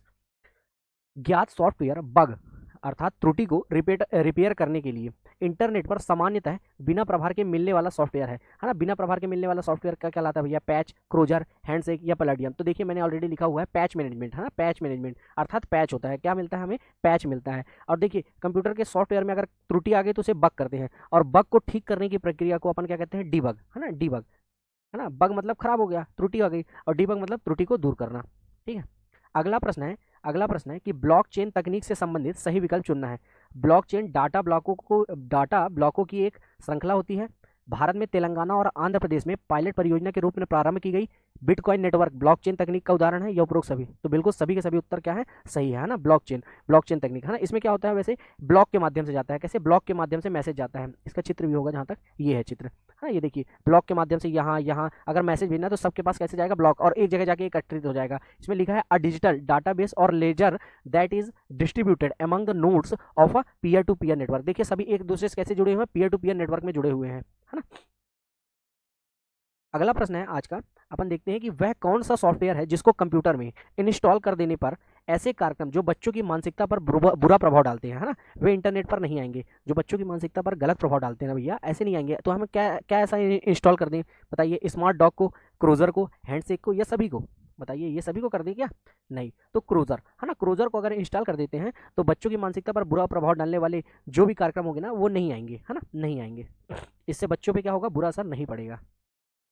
अगला प्रश्न है कि अपराधियों द्वारा यूजर की पर्सनल इंफॉर्मेशन प्राप्त करने, चोरी करने के लिए छद्म रूप धारण करने और उनके रिसोर्स को एक्सेस करने का प्रयास कहलाता है क्रिप्टोग्राफी, आइडेंटिटी थेफ्ट, पैच या पैकेट स्निफिंग? बताइए भैया, क्या कहलाता है? इसमें क्या करते हैं भैया, आइडेंटिटी, पासवर्ड, बैंक डिटेल्स, है ना, user name, account hack, spy, ये सारी चीज़ें क्या कर देता है, परिवर्तित कर देता है। अर्थात क्या कहलाता है, आइडेंटिटी थेफ्ट के माध्यम से। किसके माध्यम से? आइडेंटिटी थेफ्ट के माध्यम से। अगला प्रश्न है कि वायरस एक कंप्यूटर से दूसरे कंप्यूटर में कैसे फैल सकता है? दूसरे कंप्यूटर को पास रखने पर, इन्फेक्टेड फाइल को शेयर करने पर, एक ही नेटवर्क का उपयोग करने से, या सभी से? बताइए भैया, जो वायरस है, वायरस एक कंप्यूटर से दूसरे कंप्यूटर में कैसे फैल सकता है? तो बिल्कुल भी उत्तर सही होगा कि इन्फेक्टेड फाइल को शेयर करने पर, है ना। कंप्यूटर के क्षेत्र में वायरस का मतलब क्या होता है, ये एमपीपीएससी 2019 में पूछा जा चुका है ना। वायरस का फुल फॉर्म पूछा जा रहा है आपसे। तो वी से वाइटल, आई से इंफॉर्मेशन, आर से रिसोर्स, यू से अंडर, एस से सीज, है ना। वायरस का फुल फॉर्म क्या होता है, vital, information, resource, under, siege. देखिए कुछ वायरस के नाम लिखा है मैंने, जैसे बूट सेक्टर वायरस हो गया, फाइल डिटेक्टिंग हो गया, डायरेक्टरी हो गया, फैट हो गया, डायरेक्ट एक्शन हो गया, रेजिडेंट हो गया, है ना, मल्टीपर्टल हो गया, मैक्रो हो गया, है ना, पॉलीमॉर्फिक, रेट्रो। इस प्रकार से आप देख सकते हैं। अगर आपको पूरा पढ़ना है तो आप टेलीग्राम की लिंक हमारे डिस्क्रिप्शन बॉक्स में दी हुई है, तो आप उससे डाउनलोड, उससे क्या कर सकते हैं, पीडीएफ डाउनलोड कर सकते हैं टेलीग्राम चैनल के माध्यम से, ठीक है। चलिए अगला प्रश्न हमारा, जब किसी वेबसाइट के ग्राहक नकली नेटवर्क यातायात के बाढ़ के कारण इसे एक्सेस करने में असमर्थ होते हैं तो उन्हें किस नाम से जाना जाता है भैया? बताओ भैया, cracking, Trojan horse, denial of service attack, या सभी? क्या कहलाते हैं भैया? तो लिखा ही हुआ है आपके पास, DOS अर्थात डिनाइल ऑफ सर्विस अटैक, है ना, डिनाइल ऑफ सर्विस अटैक। और ये वाला डी का मतलब डिस्ट्रीब्यूटेड, है ना। एक डी का मतलब तो हो गया डिनाइल ऑफ सर्विस, फिर ये वाले डी का मतलब डिस्ट्रीब्यूटेड, है ना, डिस्ट्रीब्यूटेड, ठीक है ना। तो दोनों सेम ही चीज़ है ना, डिस्ट्रीब्यूटेड। ओके, चलिए बुडापेस्ट कन्वेंशन संबंधित है तापमान में वृद्धि से, शिक्षा से, साइबर क्राइम से, या इनमें से कोई नहीं? तो बताइए भैया, बुडापेस्ट कन्वेंशन भैया साइबर क्राइम से, है ना, साइबर क्राइम से संबंधित है। 2012 में हुआ था बुडापेस्ट कन्वेंशन, लेकिन भारत ने इस पर साइन नहीं किया है। आप ये बात ध्यान रखिएगा, भारत ने इस पर साइन नहीं किया है। निम्नलिखित में से कौन सा एंटीवायरस सॉफ्टवेयर है? क्विक हील, K7, नॉर्टन, या उपरोक्त सभी? तो बिल्कुल सही, उपरोक्त सभी है ना, उपरोक्त सभी है। तो ये मैंने कुछ लिखा है ना, एंटीवायरस के नाम आप पढ़ लीजिएगा, समय होगा आपको तो, है ना। अवीरा, पांडा, मैकफ्री, है ना, बुलगार्ड, एफक्योर, नॉर्टन, AVJ, है ना, बिट डिफेंडर, है ना। तो मेरे में तो नॉर्टन डला हुआ है अभी, है ना। क्विक हील भी मैं डलवाता हूँ कभी कभी, क्विक हील भी है इसमें, शायद क्विक हील का नाम नहीं लिखा है। तो इस प्रकार से आप देख सकते हैं, ठीक है। अगला प्रश्न है, इंफॉर्मेशन सिक्योरिटी में CIA का पूर्ण रूप क्या है? इंफॉर्मेशन सिक्योरिटी में, है ना, cost information agency, confidential, integrity availability, criminal investigation agency, या इनमें से कोई नहीं? बताइए भैया। तो बिल्कुल सही, क्रिमिनल इन्वेस्टिगेशन एजेंसी, है ना, CIA का पूरा नाम, है ना, CIA का पूरा नाम। वानाक्राई, पेटिया, इटर्न ब्लू पद जो हाल ही में समाचार पत्रों में उल्लेखित थे, निम्नलिखित में से किससे संबंधित है? लघु उपग्रह से, साइबर आक्रमण से, क्रिप्टो करेंसी से, इनमें से कोई नहीं? तो साइबर अटैक से संबंधित है ना। इसमें क्या होता है, ये रैंसम वेयर है पूरे के पूरे। कैसे हैं? रैंसम वेयर, है ना, रैंसम वेयर। अर्थात इन्हें अपलोड करने के बाद क्या किया जाता है, फिरौती मांगी जाती है। रैंसम का मतलब ही होता है फिरौती, ना, फिरौती। और इतने छोटे छोटे अमाउंट में मांगी जाती है कि इंसान को इससे फर्क नहीं पड़ता। देखिए इसका इफेक्ट कहाँ तक था, पूरा देखिए अमेरिका में पूरा देखने को मिल रहा होगा आपको, अफ्रीका, एशिया, ऑस्ट्रेलिया, सभी जगह देखने को मिला, है ना। तो ये इंपॉर्टेंट है, ध्यान रखिएगा। बताना है, शब्द का आशय है एक व्यक्ति, है ना, एक ऐसा व्यक्ति जो बिना किसी प्राधिकरण के कंप्यूटर सिस्टम में सेंध लगाकर घुसता है जालसाजी के उद्देश्य के लिए, जानबूझकर वेबसाइट को विकृत कर देता है, क्या कहलाता है? स्टैंकर, क्रैकर, हैकर, या व्हाइट हैट हैकर? बताइए। तो बिल्कुल सही उत्तर होगा बी, क्रैकर कहलाता है भैया, है ना, क्रैकर कहलाता है। अगला प्रश्न है, प्रॉक्सी सर्वर का प्रयोग किया जाता है TCP IP देने के लिए, है ना। या डेटाबेस डेटाबेस एक्सेस के लिए अनुरोध करने के लिए, या वेब पेज के लिए क्लाइंट रिक्वेस्ट प्रोसेस करने के लिए, या अनाधिकृत उपयोगकर्ताओं के खिलाफ सुरक्षा प्रदान करने के लिए। तो बिल्कुल सही है, प्रॉक्सी सर्वर हम लोग पर्सनल यूज़ कर लेते हैं ना, किसके लिए, अनाधिकृत उपयोगकर्ताओं से सुरक्षा हो सके, जिससे है ना कोई भी ऐसे ना घुस सके, है ना। इसलिए क्या करते हैं अपन लोग, प्रॉक्सी सर्वर का उपयोग करते हैं ना, प्रॉक्सी सर्वर का उपयोग करते हैं। आपको बताना है संचार नेटवर्क प्रणाली में फायरवॉल का प्रयोग निम्न में से किससे बचाता है। ये एमपीपीएससी 2014 में आया भैया, ठीक है ना। वायरस आक्रमण से, अनाधिकृत आक्रमण से, डाटा ड्रिवन आक्रमण से, या अग्नि आक्रमण से। तो बिल्कुल सही उत्तर होगा अनाधिकृत आक्रमण से बचाता है। किससे बचाता है, अनाधिकृत आक्रमण से। कौन बचाता है, फायरवॉल, है ना, फायरवॉल। फायरवॉल और एंटीवायरस में ज़्यादा अच्छा कौन सा होता है भैया, फायरवॉल और एंटीवायरस में तो फायरवॉल ज़्यादा अच्छा होता है, ठीक है ना, ध्यान रखिएगा। स्पैम, है ना, स्पैम जो होता है किस विषय से संबंधित शब्द है, संगीत से, खेल से, कंप्यूटर से, या कला से। तो कंप्यूटर संबंधित है। अगर आपको नहीं समझ में आ रहा होगा तो ईमेल खोलिएगा और देखिएगा, रेड रेड कलर में स्पैम नाम, स्पैम के मैसेज होंगे, ठीक है ना। निम्नलिखित में साइबर अपराध से बचने का उपाय है। एंटीवायरस सॉफ्टवेयर का प्रयोग करना, है ना, एंटीवायरस का, या फायरवॉल का प्रयोग करना, या प्रॉक्सी सर्वर का प्रयोग करना, या उपरोक्त सभी। तो बिल्कुल सही, सभी के सभी सही है कि साइबर अपराध से बचने के लिए हमें ये सारी चीज़ें क्या करनी चाहिए, हमें करनी चाहिए। और अपने कंप्यूटर को बार बार क्या करना चाहिए, बार बार क्या करनी चाहिए, हमें एंटीवायरस डलवाते रहना चाहिए, जिससे क्या होगा, हमारा कंप्यूटर सेफ रहेगा, ठीक है ना, हमारा सॉफ्टवेयर कंप्यूटर का अच्छा रहेगा। कंप्यूटर वायरस होता है एक सॉफ्टवेयर प्रोग्राम होता है, फफूंद होता है, बैक्टीरिया होता है, इनमें से कोई नहीं। तो कंप्यूटर वायरस क्या होता है, एक सॉफ्टवेयर प्रोग्राम होता है भैया, प्रोग्रामों का समूह। ओके, वेलकम टू द डॉग यान संदेश किस वायरस की पहचान है, ब्रेन, स्कोर्स, रेन ड्रॉप, या इनमें से कोई नहीं। तो सी ब्रेन, है ना, सी ब्रेन अर्थात ब्रेन जो था ना, ब्रेन, ब्रेन वायरस की पहचान है। वेलकम टू द डॉग यान। अच्छा, आप लोगों से एक क्वेश्चन है, बताएंगे क्या, बताइए 8 मार्च का वायरस का नाम क्या है। 8 मार्च का वायरस किसे कहते हैं, 8 मार्च का वायरस, है ना, कमेंट बॉक्स में जरूर बताइएगा, इससे पता तो चलेगा आप लोगों की पढ़ाई कैसी चल रही है ना। 8 मार्च का वायरस। निम्नलिखित में से कौन सा साइबर क्राइम का उदाहरण है। नेटवर्क का अनाधिकृत तौर पर प्रयोग करना, ईमेल बॉम्बिंग, इंटरनेट का उपयोग कर आर्थिक अपराध करना, या उपरोक्त सभी। तो बिल्कुल सही है, साइबर क्राइम का क्या है, सभी सभी उदाहरण है। अगला प्रश्न है, निम्नलिखित में से सही विकल्प को चुनना है। प्रॉक्सी सर्वर क्लाइंट से प्राप्त अनुरोध को अन्य सर्वरों को अग्रेसित करता है। Proxy server TCP IP address उपलब्ध कराता है। उपरोक्त दोनों या इनमें से कोई नहीं। तो बिल्कुल उपरोक्त दोनों, ठीक है ना भैया, सरल से प्रश्न है। इंटरनेट पर, है ना, इंटरनेट पर इंटरनेट उपयोगकर्ताओं के यूजर नेम पासवर्ड, अन्य व्यक्तिगत यूजर नेम पासवर्ड तथा अन्य व्यक्तिगत सूचनाओं को प्राप्त करने का प्रयास करना कहलाता है। बताइए भैया क्या कहलाता है, फिशिंग, पैच, स्पैम, स्निफिंग। बताइए।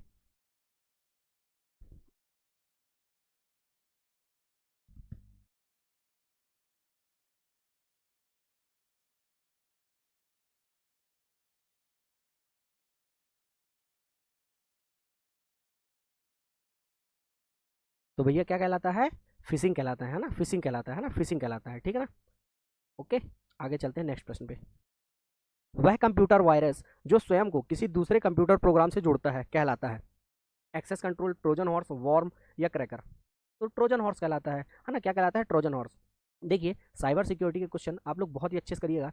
हर बार का 1 से 2 प्रश्न इस टॉपिक से जरूर आते हैं ना, इस टॉपिक से जरूर आते हैं। सो आप लोग इस टॉपिक को बहुत ही अच्छे से करिएगा, है ना, इससे क्वेश्चन जरूर आते हैं।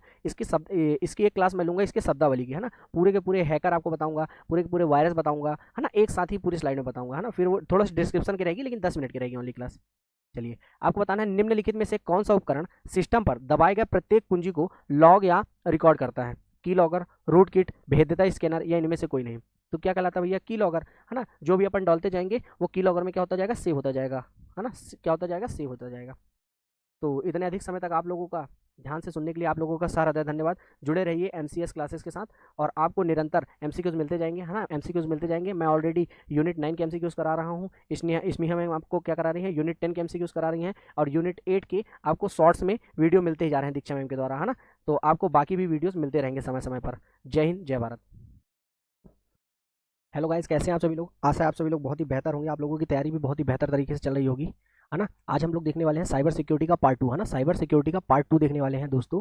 पार्ट 2 देखने वाले हैं ना, साइबर सिक्योरिटी से संबंधित जितने भी एमसीक्यूज बनने वाले हैं ना, जितने भी इंपॉर्टेंट एमसीक्यूज बनने वाले हैं उन्हें देखेंगे। अभी तक हमने आर्टिफिशियल इंटेलिजेंस के एमसीक्यूज कर लिए हैं, उसके बाद हमने रोबोटिक्स के एमसीक्यूज कर लिए हैं। आज हम लोग साइबर सिक्योरिटी के एमसीक्यूज करने वाले हैं ना, साइबर सिक्योरिटी के एमसीक्यूज करने वाले हैं। ये अल्टीमेटली आपकी 6 नंबर की क्लास है ना, 6 नंबर की क्लास है ना। किससे संबंधित है, यूनिट 9 से संबंधित क्लास है, यूनिट 9 से संबंधित क्लास है।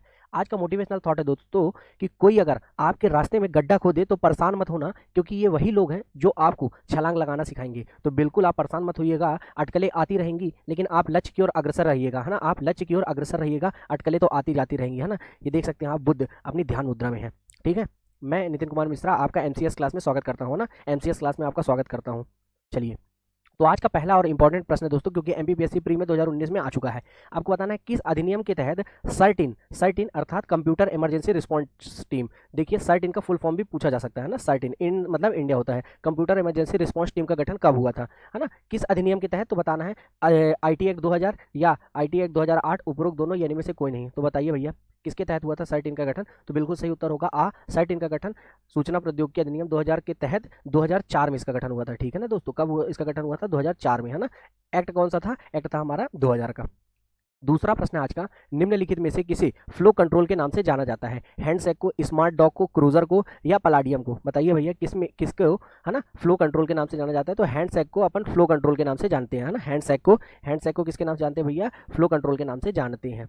अगला प्रश्न है, ये कोई प्रश्न हम पिछली क्लास में भी देख चुके हैं, रोबोट या जोम्बी टूल द्वारा, है ना, टूल द्वारा किस लक्षित व्यक्ति को भारी संख्या में ईमेल भेजना कहलाता है ना, भारी संख्या में ईमेल भेजना क्या कहलाता है, फिशिंग, ईमेल बॉम्बिंग, सलाम हमला, या क्रिप्टोग्राफी, बताओ भैया क्या कहलाता है, फिशिंग, ईमेल बॉम्बिंग, सलाम हमला, या क्रिप्टोग्राफी। तो बिल्कुल सही उत्तर होगा ईमेल बॉम्बिंग, है ना, बहुत सारे एक साथ मेल भेजना क्या कहलाता है, ईमेल बॉम्बिंग कहलाता है ना, ईमेल बॉम्बिंग कहलाता है।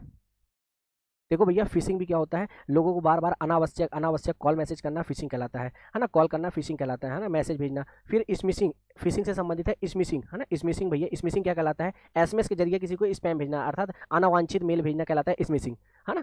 फिशिंग, स्मिशिंग, ये सब किससे रिलेटेड है, अनावांछित अनावांछित, है ना, अनावांछित अनावांछित मैसेज सेंड करने से संबंधित है ना, अनावांछित मैसेज सेंड करने से संबंधित है।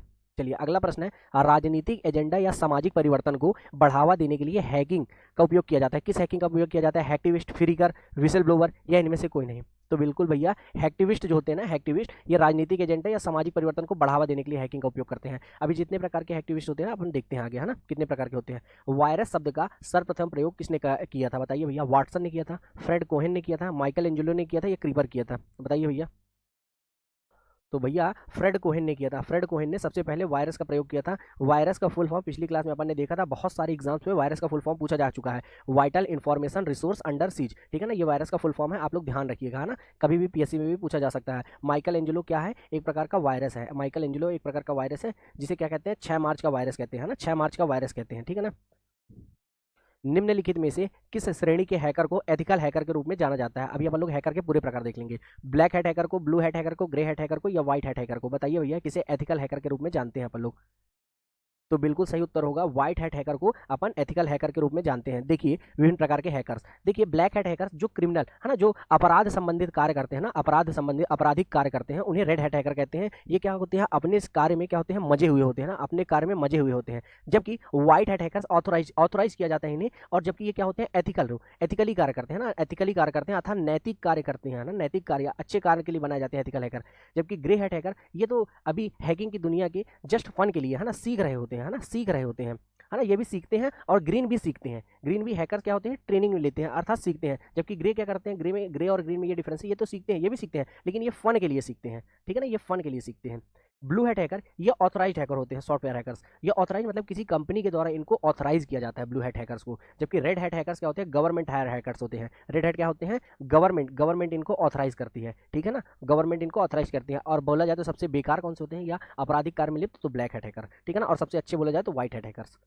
चलिए अगला प्रश्न है, नेटवर्क सुरक्षा में डब्ल्यू का अर्थ क्या है, wireless electronic protocol, wired equivalent privacy, या वायरलेस एक्सपर्ट प्रोटोकॉल, या इनमें से कोई नहीं, बताइए भैया कौन सा उत्तर सही होगा।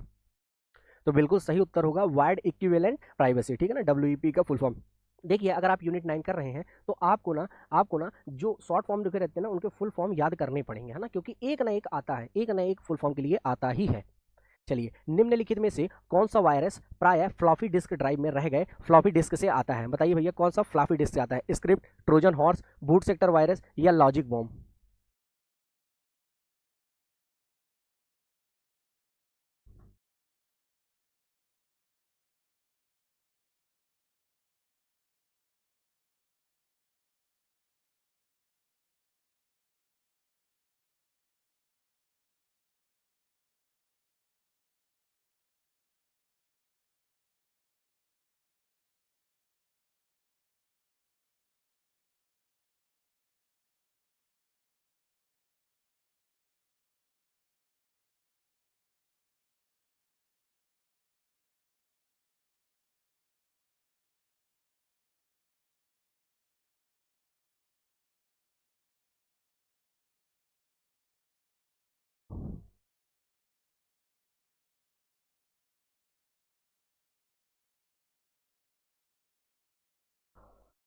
तो क्या उत्तर होगा भैया, बूट सेक्टर वायरस, है ना, क्या उत्तर होगा, बूट सेक्टर वायरस, ठीक है ना। फ्लॉपी डिस्क ड्राइव में रह गए, फ्लॉपी डिस्क से आते हैं कौन से, बूट सेक्टर वायरस। चलिए अगला प्रश्न है, निम्नलिखित में से किस श्रेणी के हैकर को हैकिंग की दुनिया के सतकर्ता के रूप में जाना जाता है। भैया सतकर्ता किसे कहा जाता है, ग्रीन हैट्स हैकर को, या ब्लू हैट हैकर को, या रेड हैट्स हैकर को, या ब्लैक हैट्स हैकर को, बताइए भैया किसको सतकर्ता कहा जाता है। रेड हैट हैकर्स को क्या कहा जाता है, सतकर्ता। और रेड हैट हैकर्स अभी आपने क्या देखा था, गवर्नमेंट ऑथराइज्ड होते हैं, ये कैसे होते हैं, गवर्नमेंट ऑथराइज्ड, इसलिए क्या कार्य करते हैं, सतकर्ता के रूप में कार्य करते हैं। ये भारत लिखा हुआ है, ठीक है भैया। भारत में सबसे पहला साइबर ग्रामीण केंद्र किस राज्य में संचालित हुआ था, कर्नाटक में, मध्य प्रदेश में, तमिलनाडु में, या उत्तर प्रदेश में, बताइए। भारत में सबसे पहला साइबर ग्रामीण केंद्र, तो बिल्कुल सही उत्तर होगा कर्नाटक में, है ना। सबसे पहला साइबर ग्रामीण केंद्र संचालित हुआ था कहाँ, कर्नाटक में, ठीक है। इंटरनेट पर किसी व्यक्ति के लिए लिखे हुए अपशब्द क्या कहलाते हैं, स्पैम, बुलिंग, फ्लैम, या इनमें से कोई नहीं। इंटरनेट पर जो हम लिखते हो ना अपशब्द, उसे फ्लैम कहते हैं भैया, क्या कहते हैं, फ्लैम। ये ज्वाला नहीं होती है, इसे क्या कहते हैं, फ्लैम कहते हैं, ना, फ्लैम, ज्वाला वाला फ्लैम नहीं है ना। साइबर स्पेस जो शब्द था, इसका प्रयोग सबसे पहले किसने किया था, विलियम गिब्सन ने, जॉन वार्डिन ने, विलियम साकले ने, या मार्क एंड्रेसन ने, बताइए किसने किया था। तो साइबर स्पेस शब्द का सबसे पहले प्रयोग विलियम गिब्सन ने किया था, ठीक है ना, विलियम गिब्सन ने किया था, ओके। भारत में साइबर सुरक्षा के लिए वैधानिक फ्रेमवर्क कौन सा अधिनियम प्रदान करता है, सूचना प्रौद्योगिकी संशोधन अधिनियम 2008, सूचना प्रौद्योगिकी अधिनियम 2000, सूचना प्रौद्योगिकी अधिनियम 2013, या इनमें से कोई नहीं, बताइए भैया। साइबर सुरक्षा के लिए, है ना, कौन सा वैधानिक फ्रेमवर्क है, तो बिल्कुल सही उत्तर होगा अर्थात जो संशोधित अधिनियम है ना 2008, ये करता है, ठीक है ना, 2008 वाला। अगला प्रश्न है, निम्नलिखित में से कौन सा प्रॉक्सी सर्वर का उपयोग है, मालवेयर तथा वायरस पर नियंत्रण रखना, डाटा ट्रांसफर की गति को बढ़ाना, अवांछित वेब पेज को प्रतिबंधित करना, या उपरोक्त सभी, बताइए कौन सा प्रॉक्सी सर्वर का उपयोग है। तो बिल्कुल सही, उपरोक्त सभी, अर्थात मालवेयर वायरस का नियंत्रण रखना भी है, डाटा ट्रांसफर की गति को बढ़ाना भी है, अवांछित वेब पेज को प्रतिबंधित करना। अभी मालवेयर के टाइप मैंने आपको बताए हैं आगे, ठीक है ना, दिखाता हूँ। चलिए अभी तो आप बताइए कि सूचना सुरक्षा प्रबंधन प्रणाली के लिए निम्न में से कौन सा एक आईएसओ स्टैंडर्ड है ना। आईएसओ स्टैंडर्ड बताना है, वो भी किसके लिए, सूचना सुरक्षा प्रबंधन के लिए। आईएसओ 27,000, आईएसओ 14,000, आईएसओ 9,000, या इनमें से कोई नहीं। तो भैया सूचना सुरक्षा प्रबंधन के लिए जो आईएसओ दिया जाता है, आईएसओ 27,000 दिया जाता है, ठीक है ना, आईएसओ 27,000। अगला प्रश्न है, भारत में सूचना प्रौद्योगिकी अधिनियम कब पारित किया गया, बताओ भैया। सूचना प्रौद्योगिकी जो अधिनियम है कब पारित किया गया, 2000 में, 2004 में, 1998 में, या 2002 में। तो बिल्कुल सही है उत्तर, आईटी एक्ट का पास किया गया था भैया, आईटी एक्ट पास किया गया था वर्ष 2000 में, ठीक है। अगला प्रश्न है, हमलावर संक्रमित विज्ञापनों को अपलोड कर किस प्रकार का हमला करता है ना, वेब अटैक, डीओएस, मेलवेयर, टाइजिंग, या इनमें से कोई नहीं। संक्रमित विज्ञापनों को अपलोड करता है ना, संक्रमित जो होते हैं ना विज्ञापन, उसे अपलोड करता है, तो क्या कहलाता है, मेलवेयर टाइजन। अब देखिए मेलवेयर के टाइप, देखो मेलवेयर कहलाता क्या है, मेलवेयर एक ऐसा सॉफ्टवेयर होता है जिसे खास तौर पर किसी कंप्यूटर या उनसे इंस्टॉल किए गए दूसरे सॉफ्टवेयर को नुकसान पहुंचाने के लिए किया जाता है। जो दूसरे सॉफ्टवेयर होते हैं ना उनको नुकसान पहुंचाने के लिए कार्य करता है ये मालवेयर। तो मालवेयर क्या हो सकते हैं, वायरस होते हैं, ये वॉर्म्स होते हैं जो अपनी प्रतिलिपियां स्वयं बनाते हैं, है ना, प्रतिलिपियां स्वयं बना लेते हैं, उसे क्या कहते हैं, वॉर्म्स कहते हैं, ठीक है ना दोस्तों। इसे किसी किसी की जरूरत नहीं होती, ये अपने से बना लेते हैं। ट्रोजन हॉर्स आपने देखे होंगे, ट्रोजन्स जो होते हैं ना, ट्रोजन हॉर्स, वो भी क्या होते हैं, मालवेयर होते हैं। रैंसमवेयर भी मालवेयर है, जिसमें क्या किया जाता है, फिरौती की रकम मांगी जाती है। फिरौती की रकम इतनी छोटे छोटे अमाउंट में मांगी जाती है कि इंसान को दिक्कत नहीं होती है ना। फिर बॉट्स या बॉट नेट्स भी होते हैं, है ना, जैसे बॉट मतलब तुरंत तुरंत मैसेज आने लगते हैं आपको, वो होते हैं बॉट्स। एडवेयर, ऐड चलने लग जाते हैं, है ना। स्पाईवेयर, है ना, कोई निगरानी रखता है, स्पाईवेयर वो कहलाते हैं। रूट किट्स कल मैंने आपको बताया था, है ना। फिर फाइललेस मालवेयर भी होते हैं। फिर ये वाला देखिए, यूविन वाला, जो ऐसे मैसेज आ जाते हैं कि आप जीत चुके हैं पैसा, ऐसे आते हैं ना आपको स्क्रीन में, है ना। मालवर्टाइजिंग कहते हैं, जैसे एडवर्टाइजिंग से बना है क्या, मालवर्टाइजिंग। तो इस प्रकार के आपके क्या होते हैं, मालवेयर, ठीक है ना, ध्यान रखिएगा, इन्हें कुछ भी पूछा जा सकता है पेपर में। अगला प्रश्न है, मध्य प्रदेश का पहला स्टेट डाटा सेंटर कहाँ प्रारंभ किया गया, इंदौर, जबलपुर, भोपाल, या ग्वालियर, बताइए भैया पहला डाटा सेंटर कहाँ प्रारंभ किया गया।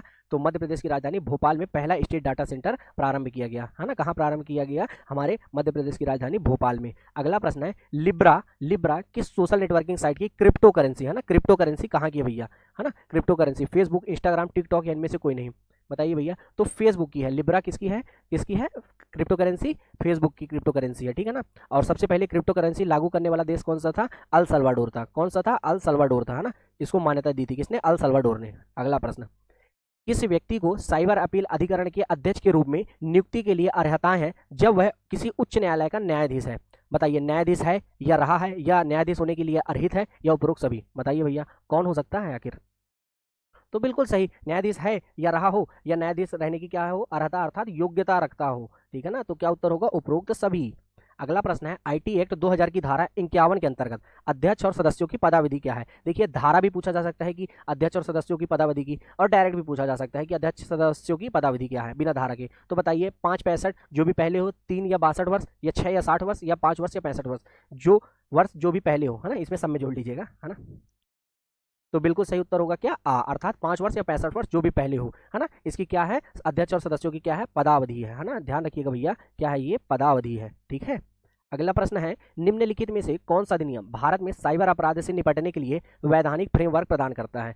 बताइए सूचना प्रौद्योगिकी संशोधन अधिनियम 2008, सूचना प्रौद्योगिकी अधिनियम 2000, सूचना प्रौद्योगिकी अधिनियम 2004, या इनमें से कोई नहीं। तो बिल्कुल सही उत्तर होगा जो संशोधित हुआ है, सूचना प्रौद्योगिकी संशोधन अधिनियम 2008, ठीक है।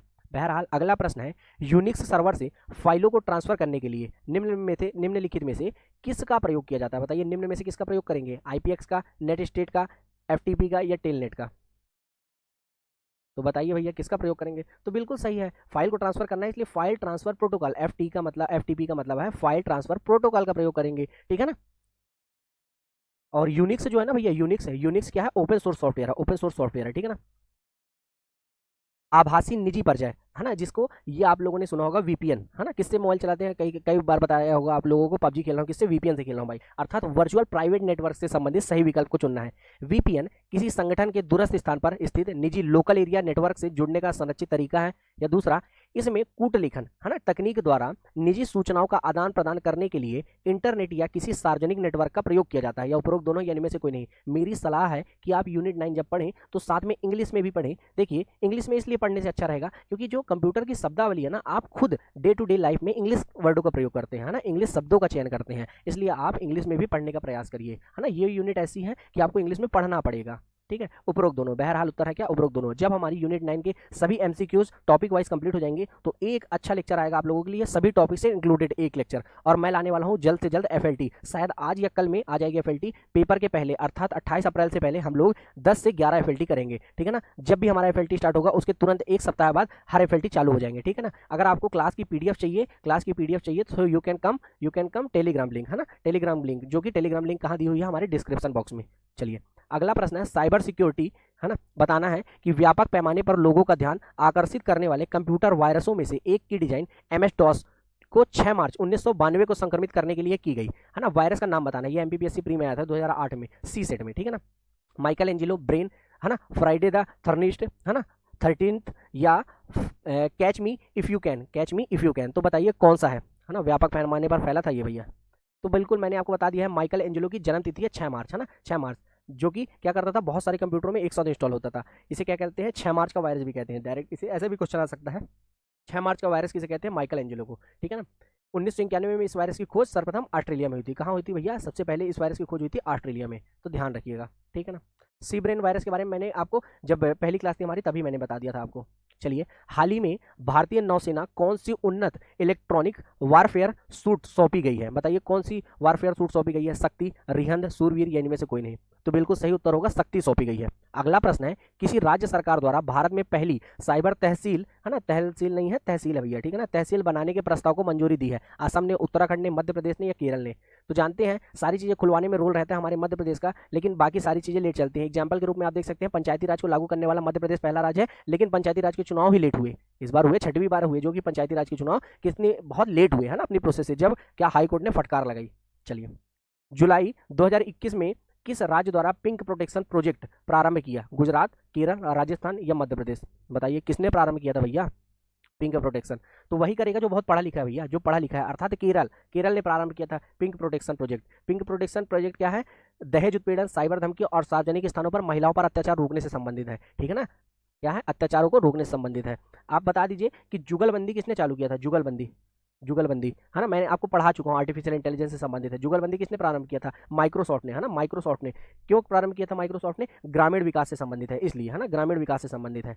चलिए अगला प्रश्न है निम्नलिखित में से कौन सा वैन का उदाहरण है ना, अर्थात वाइड एरिया नेटवर्क का, इंडोनेट है, आर्पानेट है, निकनेट है, या उपरोक्त सभी। तो बिल्कुल सभी के सभी क्या है, वैन के उदाहरण है ना, वैन के उदाहरण दिए हुए हैं, इंडोनेट है, आर्पानेट है, और निकनेट भी है ना, नेशनल इन्फॉर्मेटिक्स सेंटर नेटवर्क, ठीक है ना, निकनेट जिसे कहते हैं। आपको बताना है, देखिए कुछ लिखा information, Firefox browser Mozilla foundation तथा उसकी सहायक मोजिला कॉर्पोरेशन द्वारा विकसित किया गया था, है ना, वैन को। आपको बताना है संचार नेटवर्क प्रणाली ने फायरवॉल का प्रयोग निम्न में से किससे बचाता है। फायरवॉल का जो प्रयोग करते हैं वो किससे बचाता है? अग्नि आक्रमण से, वायरस आक्रमण से, अनाधिकृत आक्रमण से, डाटा ड्रिवन आक्रमण से। बताइए भैया। एंटीवायरस से भी अच्छा होता है फायरवॉल, मैंने आपको बताया था, है ना। तो बिल्कुल सही है, अनाधिकृत आक्रमण से, है ना, अनाधिकृत आक्रमण से। तो इतने अधिक समय तक आप लोगों का मुझसे ध्यान से सुनने के लिए आप सभी का सहृदय धन्यवाद, है ना। जुड़े रहिए हमारी क्लास के साथ, एमसीएस क्लास के साथ। आपको डेली अपडेट्स मिलते रहेंगे, डेली न्यू टॉपिक के एमसीक्यूज करवाए जाएंगे, ठीक है ना। मिलते हैं नेक्स्ट क्लास में, मिलते हैं नेक्स्ट क्लास में। जय हिंद, जय भारत दोस्तों। हेलो दोस्तों, कैसे हैं आप सभी लोग? आशा है आप सभी लोग बहुत ही बेहतर होंगे, आप लोगों की तैयारी भी बहुत ही बेहतर तरीके से चल रही होगी।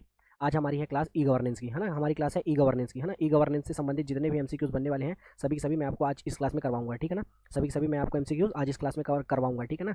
हमारे आर्टिफिशियल इंटेलिजेंस से संबंधित क्वेश्चन हो चुके हैं, रोबोटिक्स से संबंधित क्वेश्चन हो चुके हैं, और साथ ही साथ साइबर साइबर है ना, साइबर सिक्योरिटी से संबंधित भी एमसीक्यूज हो चुके हैं। तो आप लोगों ने अगर ये क्लासेस न देखी हो तो देख सकते हैं। चलिए, आज का मोटिवेशनल थॉट है ना। आज का मोटिवेशनल थॉट क्या है? संघर्ष प्रकृति का आमंत्रण है, जो स्वीकार करता है वही आगे बढ़ता है। तो संघर्ष की दुनिया में जो भी इसे स्वीकार करेगा ना, जो भी इसे स्वीकार करेगा ना दोस्तों, वही आगे बढ़ेगा। ध्यान रखिएगा ना, जो स्वीकार करेगा वही आगे बढ़ेगा। तो आपको बस स्वीकार करके आगे बढ़ते रहना है ना। स्वीकार करके क्या करना है? आगे बढ़ते रहना है।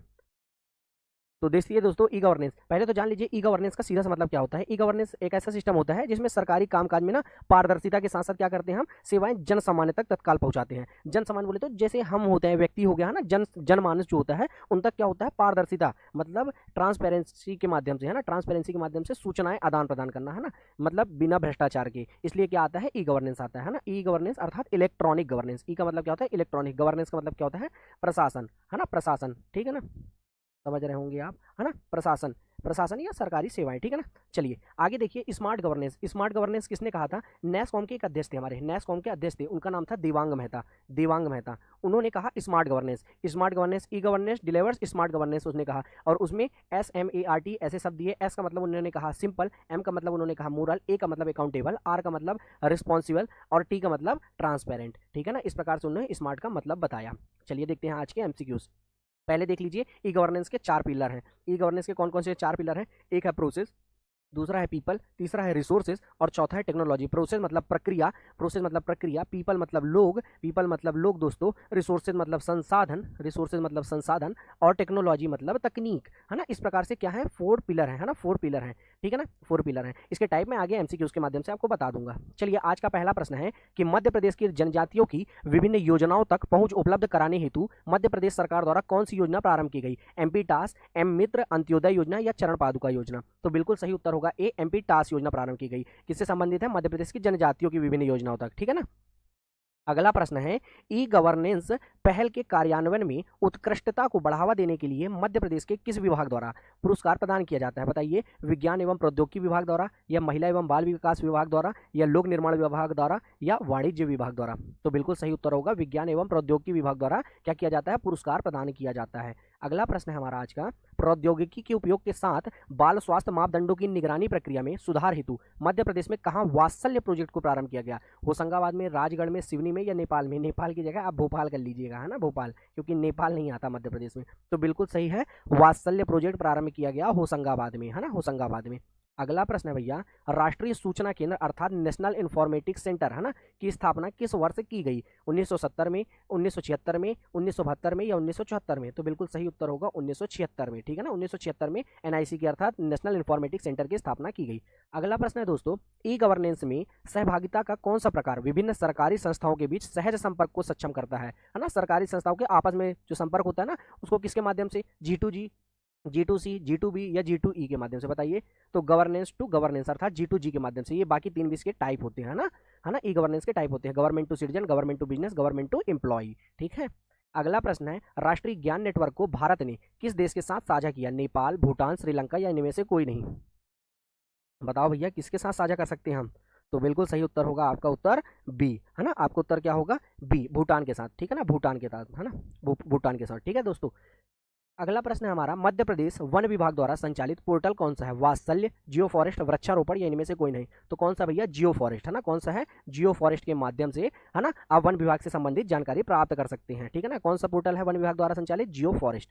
अगला प्रश्न है, MP ऑनलाइन का गठन कब किया गया? मई 2002, सितंबर 2008, अप्रैल 2006, या जुलाई 2006? बताओ भैया, कब किया गया? तो बिल्कुल सही उत्तर होगा आपका जुलाई 2006 में MP ऑनलाइन का स्थापना किया गया, है ना, MP ऑनलाइन की स्थापना की गई, है ना।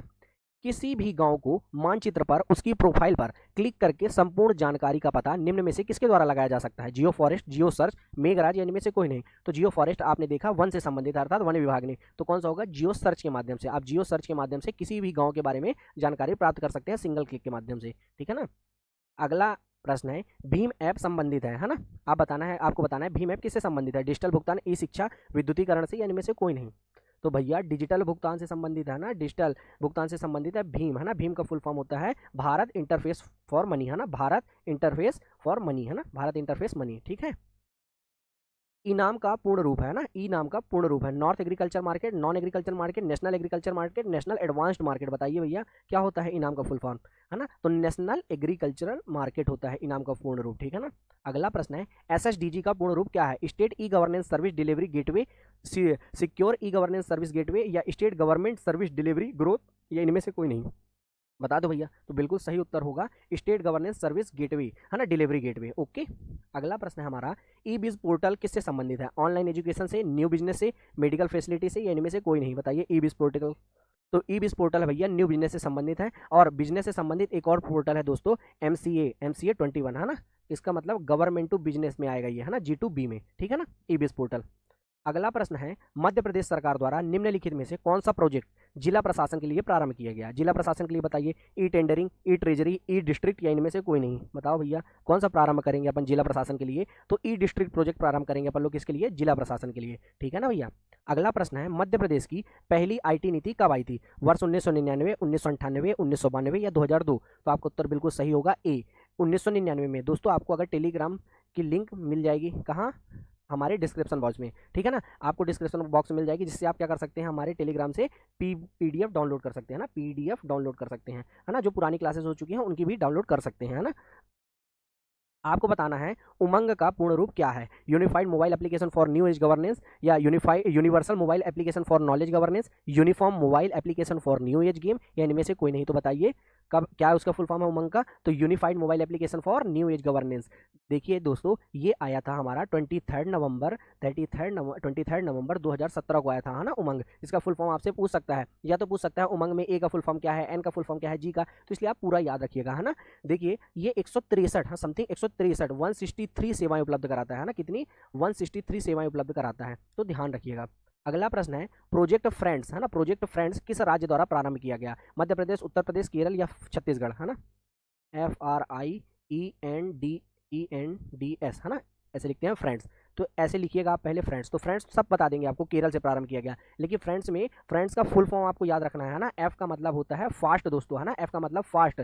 आर का मतलब होता है रिलायबल, है ना, रिलायबल। और आई का मतलब होता है दोस्तों इंस्टेंट, है ना, इंस्टेंट। आई का मतलब होता है इंस्टेंट। ई का मतलब होता है एफिशिएंट। ई का मतलब क्या होता है दोस्तों? एफिशिएंट।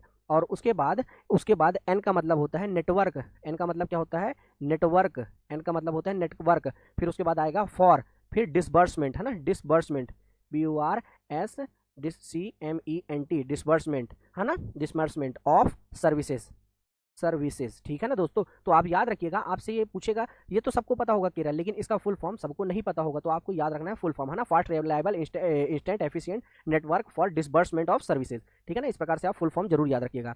चलिए अगला प्रश्न है हमारा, अगला प्रश्न है चुनाव आयोग के द्वारा आवेदनों को ट्रैक करने की अनुमति देने के लिए कौन सा पोर्टल लॉन्च किया गया? ई मित्र, PPRTMS या चुनाव या इनमें से कोई नहीं।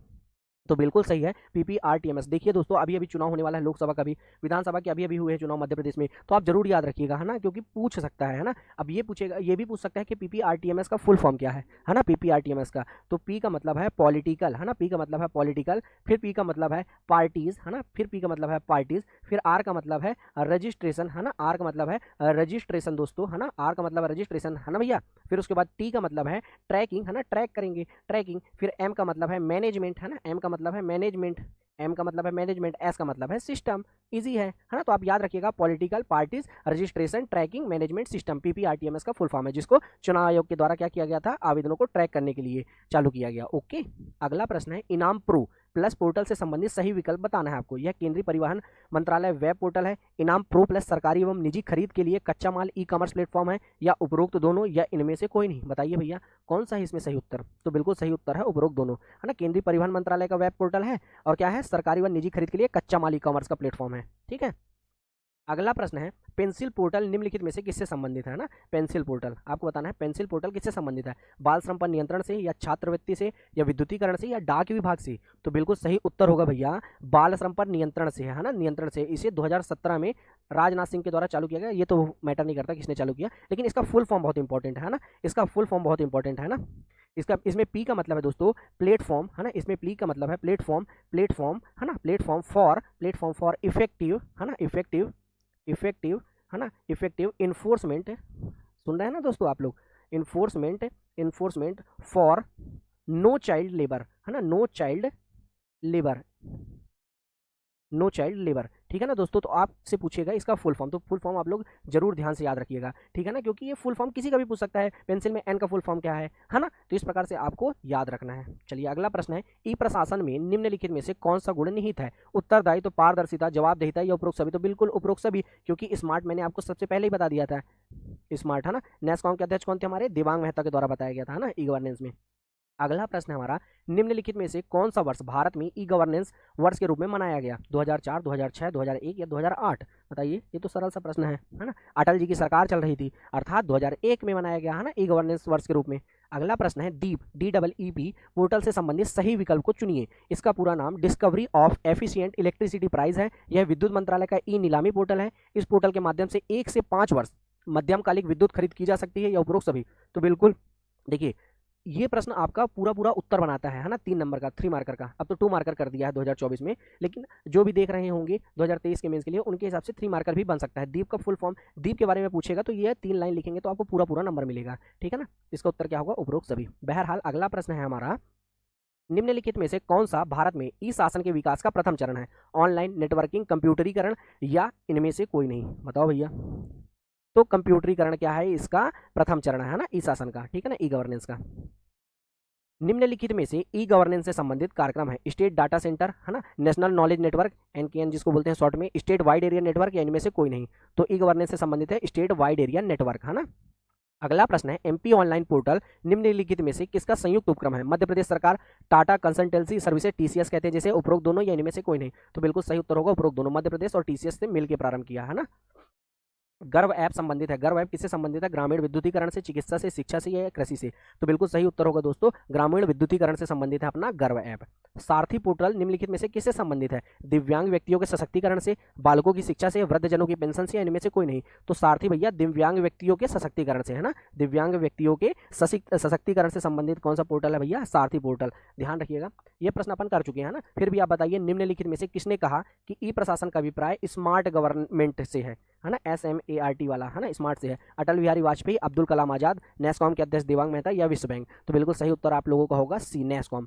तो इस प्रकार से हम लोगों ने आज ई गवर्नेंस के प्रश्न करे दोस्तों है ना, ई गवर्नेंस के प्रश्न करे। कल और भी प्रश्न लाऊंगा मैं आपके लिए है ना। मिलते हैं नेक्स्ट क्लास में है ना। जय हिंद, जय भारत। हेलो दोस्तों, कैसे आप सभी लोग। आशा है आप सभी लोग बहुत ही बेहतर होंगे, आप लोगों की तैयारी भी बहुत ही अच्छे से चल रही होगी। आज हम लोग भैया देखने वाले हैं MCQs है ना, MCQs। किसके MCQs देखने वाले हैं, यूनिट 9 के MCQs देखने वाले हैं। इंपॉर्टेंट यूनिट 9 के MCQs देखने वाले हैं ना। कंप्यूटर संबंधित जितने भी MCQs बनने वाले हैं आज की क्लास में देखेंगे है ना, फटाफट है ना, फटाफट देखेंगे है ना। 50 क्वेश्चन देखेंगे अपन लोग आज। कितने देखेंगे भैया, 50 क्वेश्चन, ठीक है ना, 50 क्वेश्चनों को देखेंगे। चलिए देखते हैं। सबसे पहले मोटिवेशनल थॉट है कि कड़ी मेहनत के बिना सफलता पाने की कोशिश करना ठीक वैसा ही है जैसा आप उस जगह पर फसल काटने की कोशिश कर रहे हैं जहां आपने फसल बोई ही नहीं है ना। तो बिल्कुल सही बात लिखी हुई है। चलिए आज का पहला प्रश्न है, कंप्यूटर में विंडो एक प्रकार है, सॉफ्टवेयर का, हार्डवेयर का, दोनों का या किसी का नहीं। कंप्यूटर में विंडो किसका प्रकार है आपको बताना है, बताइए भैया। तो कंप्यूटर में विंडो सॉफ्टवेयर का एक प्रकार है ना, सॉफ्टवेयर का एक प्रकार है ना, सॉफ्टवेयर का एक प्रकार है, ठीक है। इस प्रकार से आपको ध्यान रखना है। आपको बताना है इंस्ट्रक्शन के उस समूह को क्या कहते हैं जो कंप्यूटर को बताता है कि क्या करना है। मेंटर, इंस्ट्रक्शन, कंपाइलर या प्रोग्राम। बताइए इंस्ट्रक्शन के उस समूह को क्या कहा जाता है।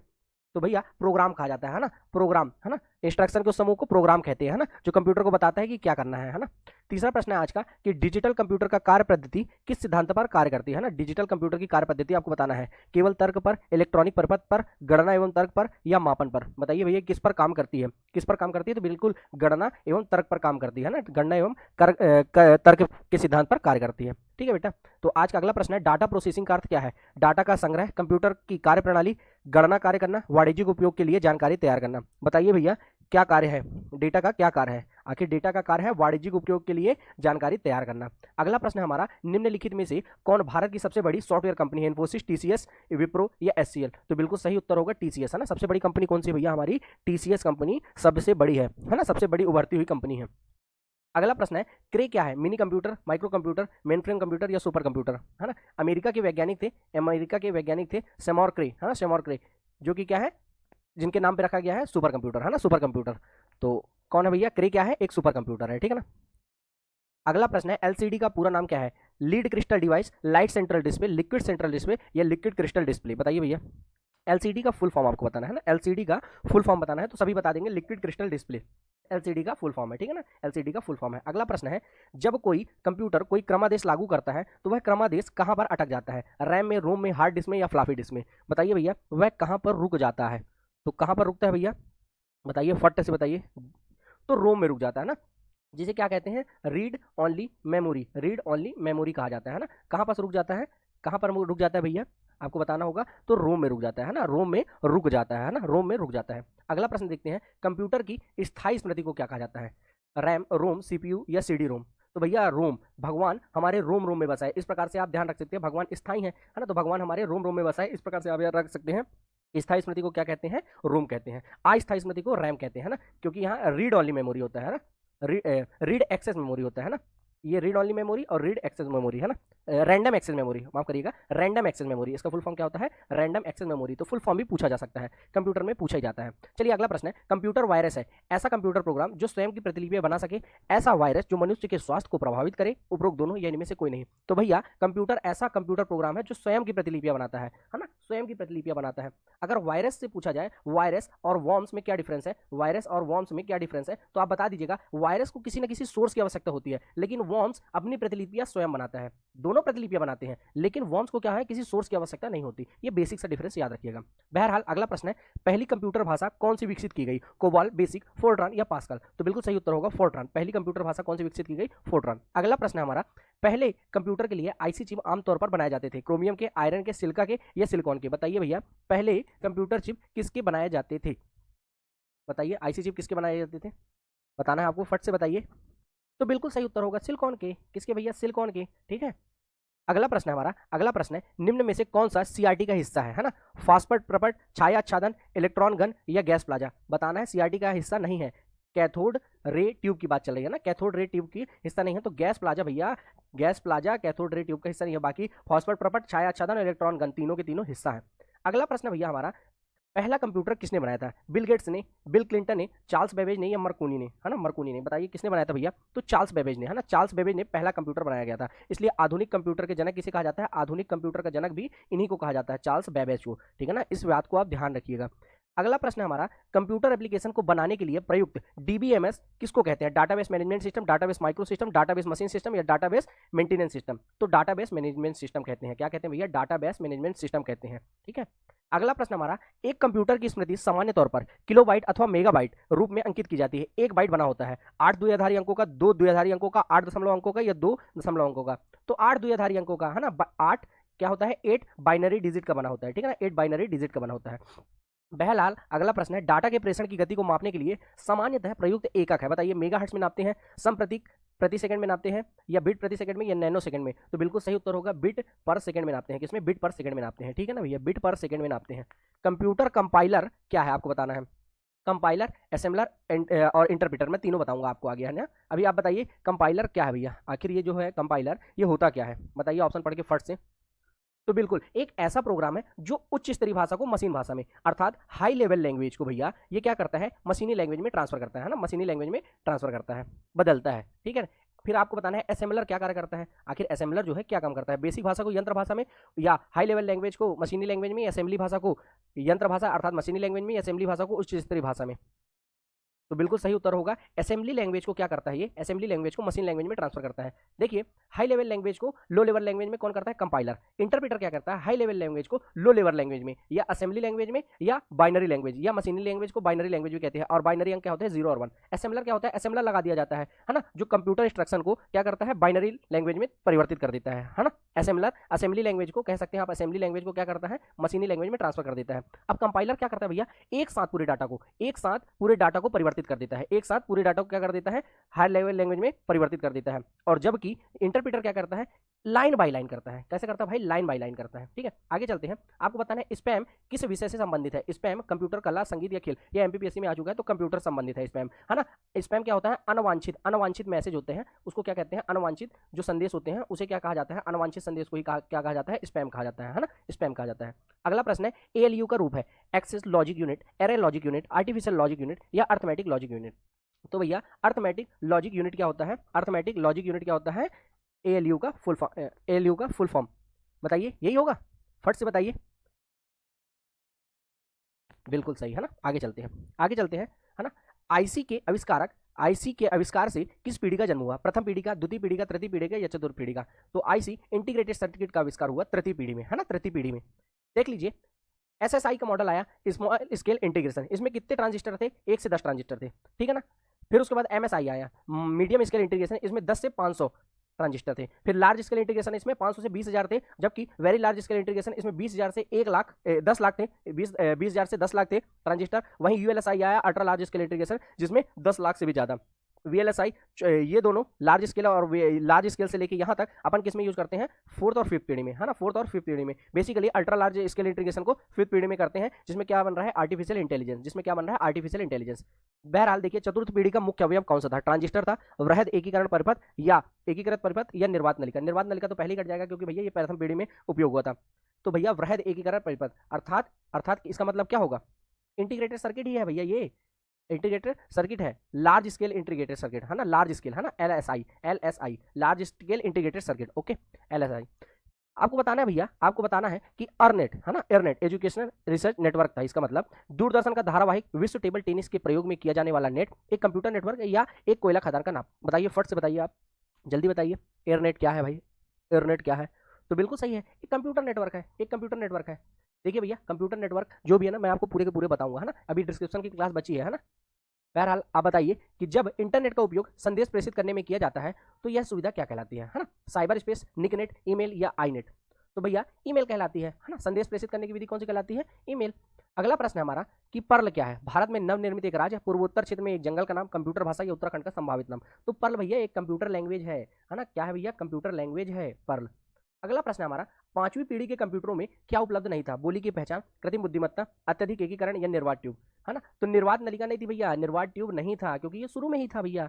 अगला प्रश्न हमारा, आधुनिक डिजिटल कंप्यूटर में किस पद्धति का उपयोग किया जाता है, द्विआधारी अंक का, दशमलव अंक का, अनुरूप गणन का या इनमें से कोई नहीं। तो भैया बाइनरी डिजिट्स का प्रयोग किया जाता है ना, बाइनरी डिजिट्स पद्धति का प्रयोग किया जाता है। अगला प्रश्न है, निम्न में से कौन सा माउस जैसा कार्य करता है, कीबोर्ड, स्कैनर, आइकॉन या ट्रैक बॉल। बताइए भैया कौन करता है काम। तो बिल्कुल भैया ट्रैक बॉल जो है माउस जैसा ही काम करता है। आपको बताना है कि टैली सॉफ्टवेयर का प्रयोग किस काम के लिए किया जाता है, टैली सॉफ्टवेयर का प्रयोग किस काम के लिए किया जाता है, डीटीपी, संचार, नेटवर्किंग या अकाउंटिंग। तो बिल्कुल सही, अकाउंटिंग के लिए किया जाता है भैया टैली सॉफ्टवेयर। टैली में क्या होता है, अकाउंटिंग, है ना, टैली में अकाउंटिंग होता है। टैली का आप जगह जगह देखे होंगे, कोर्स कराए जाते हैं, है ना। बहरहाल आपको बताना है सीपीयू का क्या अर्थ है, central processing unit, control program unit या सेंट्रल प्रोग्राम यूनिट या कंट्रोल प्रोग्राम यूसेज। तो भैया सेंट्रल प्रोसेसिंग यूनिट इसका अर्थ है। सीपीयू के 3 भाग होते हैं, कंट्रोल यूनिट होता है पहला, दूसरा होता है अर्थमेटिक लॉजिक यूनिट और तीसरा मेमोरी यूनिट, है ना, जिसमें रैंडम एक्सेस मेमोरी लगी होती है। ये क्या होता है, अस्थायी मेमोरी होती है, मैंने आपको पहले बताया था अस्थायी मेमोरी होती है, ठीक है। अगला प्रश्न है हमारा कि सीएडी का तात्पर्य क्या है, computer aided design, computer algorithmic for design, computer application in design या कॉम्पैक्ट एडिट डिजाइन। बताइए भैया सीएडी का फुल फॉर्म क्या है, आपको बताना है सीएडी का फुल फॉर्म, बताइए भैया जल्दी सीएडी का। तो कंप्यूटर एडिट डिजाइन इसका फुल फॉर्म है। चलिए अगला प्रश्न है, आईबीएम का पूर्ण रूप है, Indian business machine, international business machine, Italian business machine या इंटीग्रल बिजनेस मशीन। तो इंटरनेशनल बिजनेस मशीन इनका फुल फॉर्म है। आईबीएम के द्वारा किसका आविष्कार किया गया था, आप कमेंट सेक्शन में जरूर बताइएगा, तब तो पता चले आपकी पढ़ाई कितनी चल रही है भैया, है ना, कितनी चल रही है। चलिए अगला प्रश्न हमारा, सीडी रोम का पूर्ण रूप क्या है, code disc read only memory, compact disc read only memory, circular disc read only memory या उपरोक्त में से कोई नहीं। तो भैया compact disc read only memory क्या है, सीडी रोम का फुल फॉर्म है। अगला प्रश्न है भैया, अगला प्रश्न है, निम्नलिखित उत्पादों में से कौन सा उत्पाद पेटीएम ब्रांड नाम से बेचा जाता है, मोबाइल चिप, कंप्यूटर या माइक्रो प्रोसेसर। भैया बताइए किसको बेचा जाता है। तो भैया माइक्रो प्रोसेसर को, है ना, पेटीएम ब्रांड नाम से बेचा जाता है ना, पेटीएम ब्रांड नाम से। अगला प्रश्न है याहू, गूगल एवं MSN इंटरनेट साइट है, कंप्यूटर ब्रांड है, घड़िया है या शनि ग्रह के चलने हैं? तो भैया ये क्या है, इंटरनेट साइट्स है, सब इंटरनेट की साइट है, सारी की सारी क्या है भैया, इंटरनेट की साइट है। अगला प्रश्न है कंप्यूटर शब्दकोश में CD अक्षरों का प्रयोग किसके लिए किया जाता है? Compact disc, compress disc, computerised data या कंप्रेस डाटा? तो भैया कॉम्पैक्ट डिस्क के लिए प्रयोग किया जाता है, कॉम्पैक्ट डिस्क के लिए प्रयोग किया जाता है। अगला प्रश्न भैया हमारा कि निम्नलिखित में से कौन एक कंप्यूटर की भाषा नहीं है? बेसिक सी, फास्ट या फोर्ट्रॉन? तो बेसिक सी, C++, जावा, फोर्ट्रॉन, ये सब क्या है कंप्यूटर की भाषा, जबकि फास्ट कोई भाषा नहीं है, है ना, फास्ट कोई भाषा नहीं है। फेसबुक में जिस भाषा का प्रयोग किया जाता है ना भैया, PHP, है ना, PHP, ठीक है ना, PHP भाषा का प्रयोग किया जाता है, याद रखिएगा। बहरहाल अगला प्रश्न है निम्नलिखित में से कौन सी सूचना प्रौद्योगिकी शब्दावली नहीं है? साइबर स्पेस, अपलोड, प्रकाश भंडारण या मॉडेम? तो भैया प्रकाश भंडारण जो है सूचना प्रौद्योगिकी की क्या है, शब्दावली नहीं है। अगला प्रश्न है अनुपम क्या है? एक शोध संस्थान, एक सुपर कंप्यूटर, नवनिर्मित प्रक्षेपास्त्र या कंप्यूटर सॉफ्टवेयर? तो भैया यह क्या है, एक सुपर कंप्यूटर है। अनुपम क्या है, एक सुपर कंप्यूटर है, ध्यान रखिएगा। अगला प्रश्न है भारत में विकसित परम सुपर कंप्यूटर का विकास किस संस्था ने किया? CDAC, IIT कानपुर या बार्क या IIT दिल्ली? तो भैया CDAC ने इसका आविष्कार किया, परम सुपर कंप्यूटर का। CDAC की स्थापना 1988, इसका मुख्यालय कहाँ है? पुणे में, है ना, CDAC। आगे बात करें कंप्यूटर डाटा की सबसे छोटी इकाई क्या है? बिट, बाइट, रिकॉर्ड या फाइल? तो बिट क्या है, कंप्यूटर डाटा की सबसे छोटी इकाई, है ना। अगर निबल लिखा होता है तो निबल को अपन कहते हैं, है ना, निबल लिखा होता है निबल को कहते हैं। अगला प्रश्न हमारा माइकल एंजेलो वायरस है कैंसर का उत्तरदायी, कैंसर से बचाव वाला वायरस या चूहों में फैलने वाला या एक कंप्यूटर वायरस है? माइकल एंजेलो क्या है, एक कंप्यूटर वायरस है ना। इसे माइकल एंजेलो जो कि क्या था, उनके जन्मदिन के दिन फैलता था, जन्मदिन के दिन फैलता था, इसलिए इसे क्या कहते हैं, माइकल एंजेलो वायरस कहते हैं। सारे कंप्यूटरों में लागू होती है बेसिक भाषा, कोबल भाषा, मशीनी भाषा या फोर्ट्रॉन भाषा? भैया सारे कंप्यूटर सिर्फ एक ही भाषा में चलते हैं, वो है मशीनी भाषा, है ना, मशीनी भाषा जो जो बाइनरी अंक पे आधारित होती है, जो कि क्या है 0 और 1, है ना, द्विआधारी अंक। अगला प्रश्न है एप्पल क्या है? एक फल, चौथी पीढ़ी का एक कंप्यूटर, कंप्यूटर नेटवर्क या कंप्यूटर भाषा? तो भैया चौथी पीढ़ी का एक कंप्यूटर है ना, चौथी पीढ़ी का एक कंप्यूटर है। अगला प्रश्न कुछ नहीं है। इतने अधिक समय सुनने के लिए आपका सारा धन्यवाद। मिलते हैं नेक्स्ट क्लास में MCQs के साथ। नेक्स्ट क्लास में किससे मिलेंगे? MCQs के साथ। जय हिंद, जय भारत।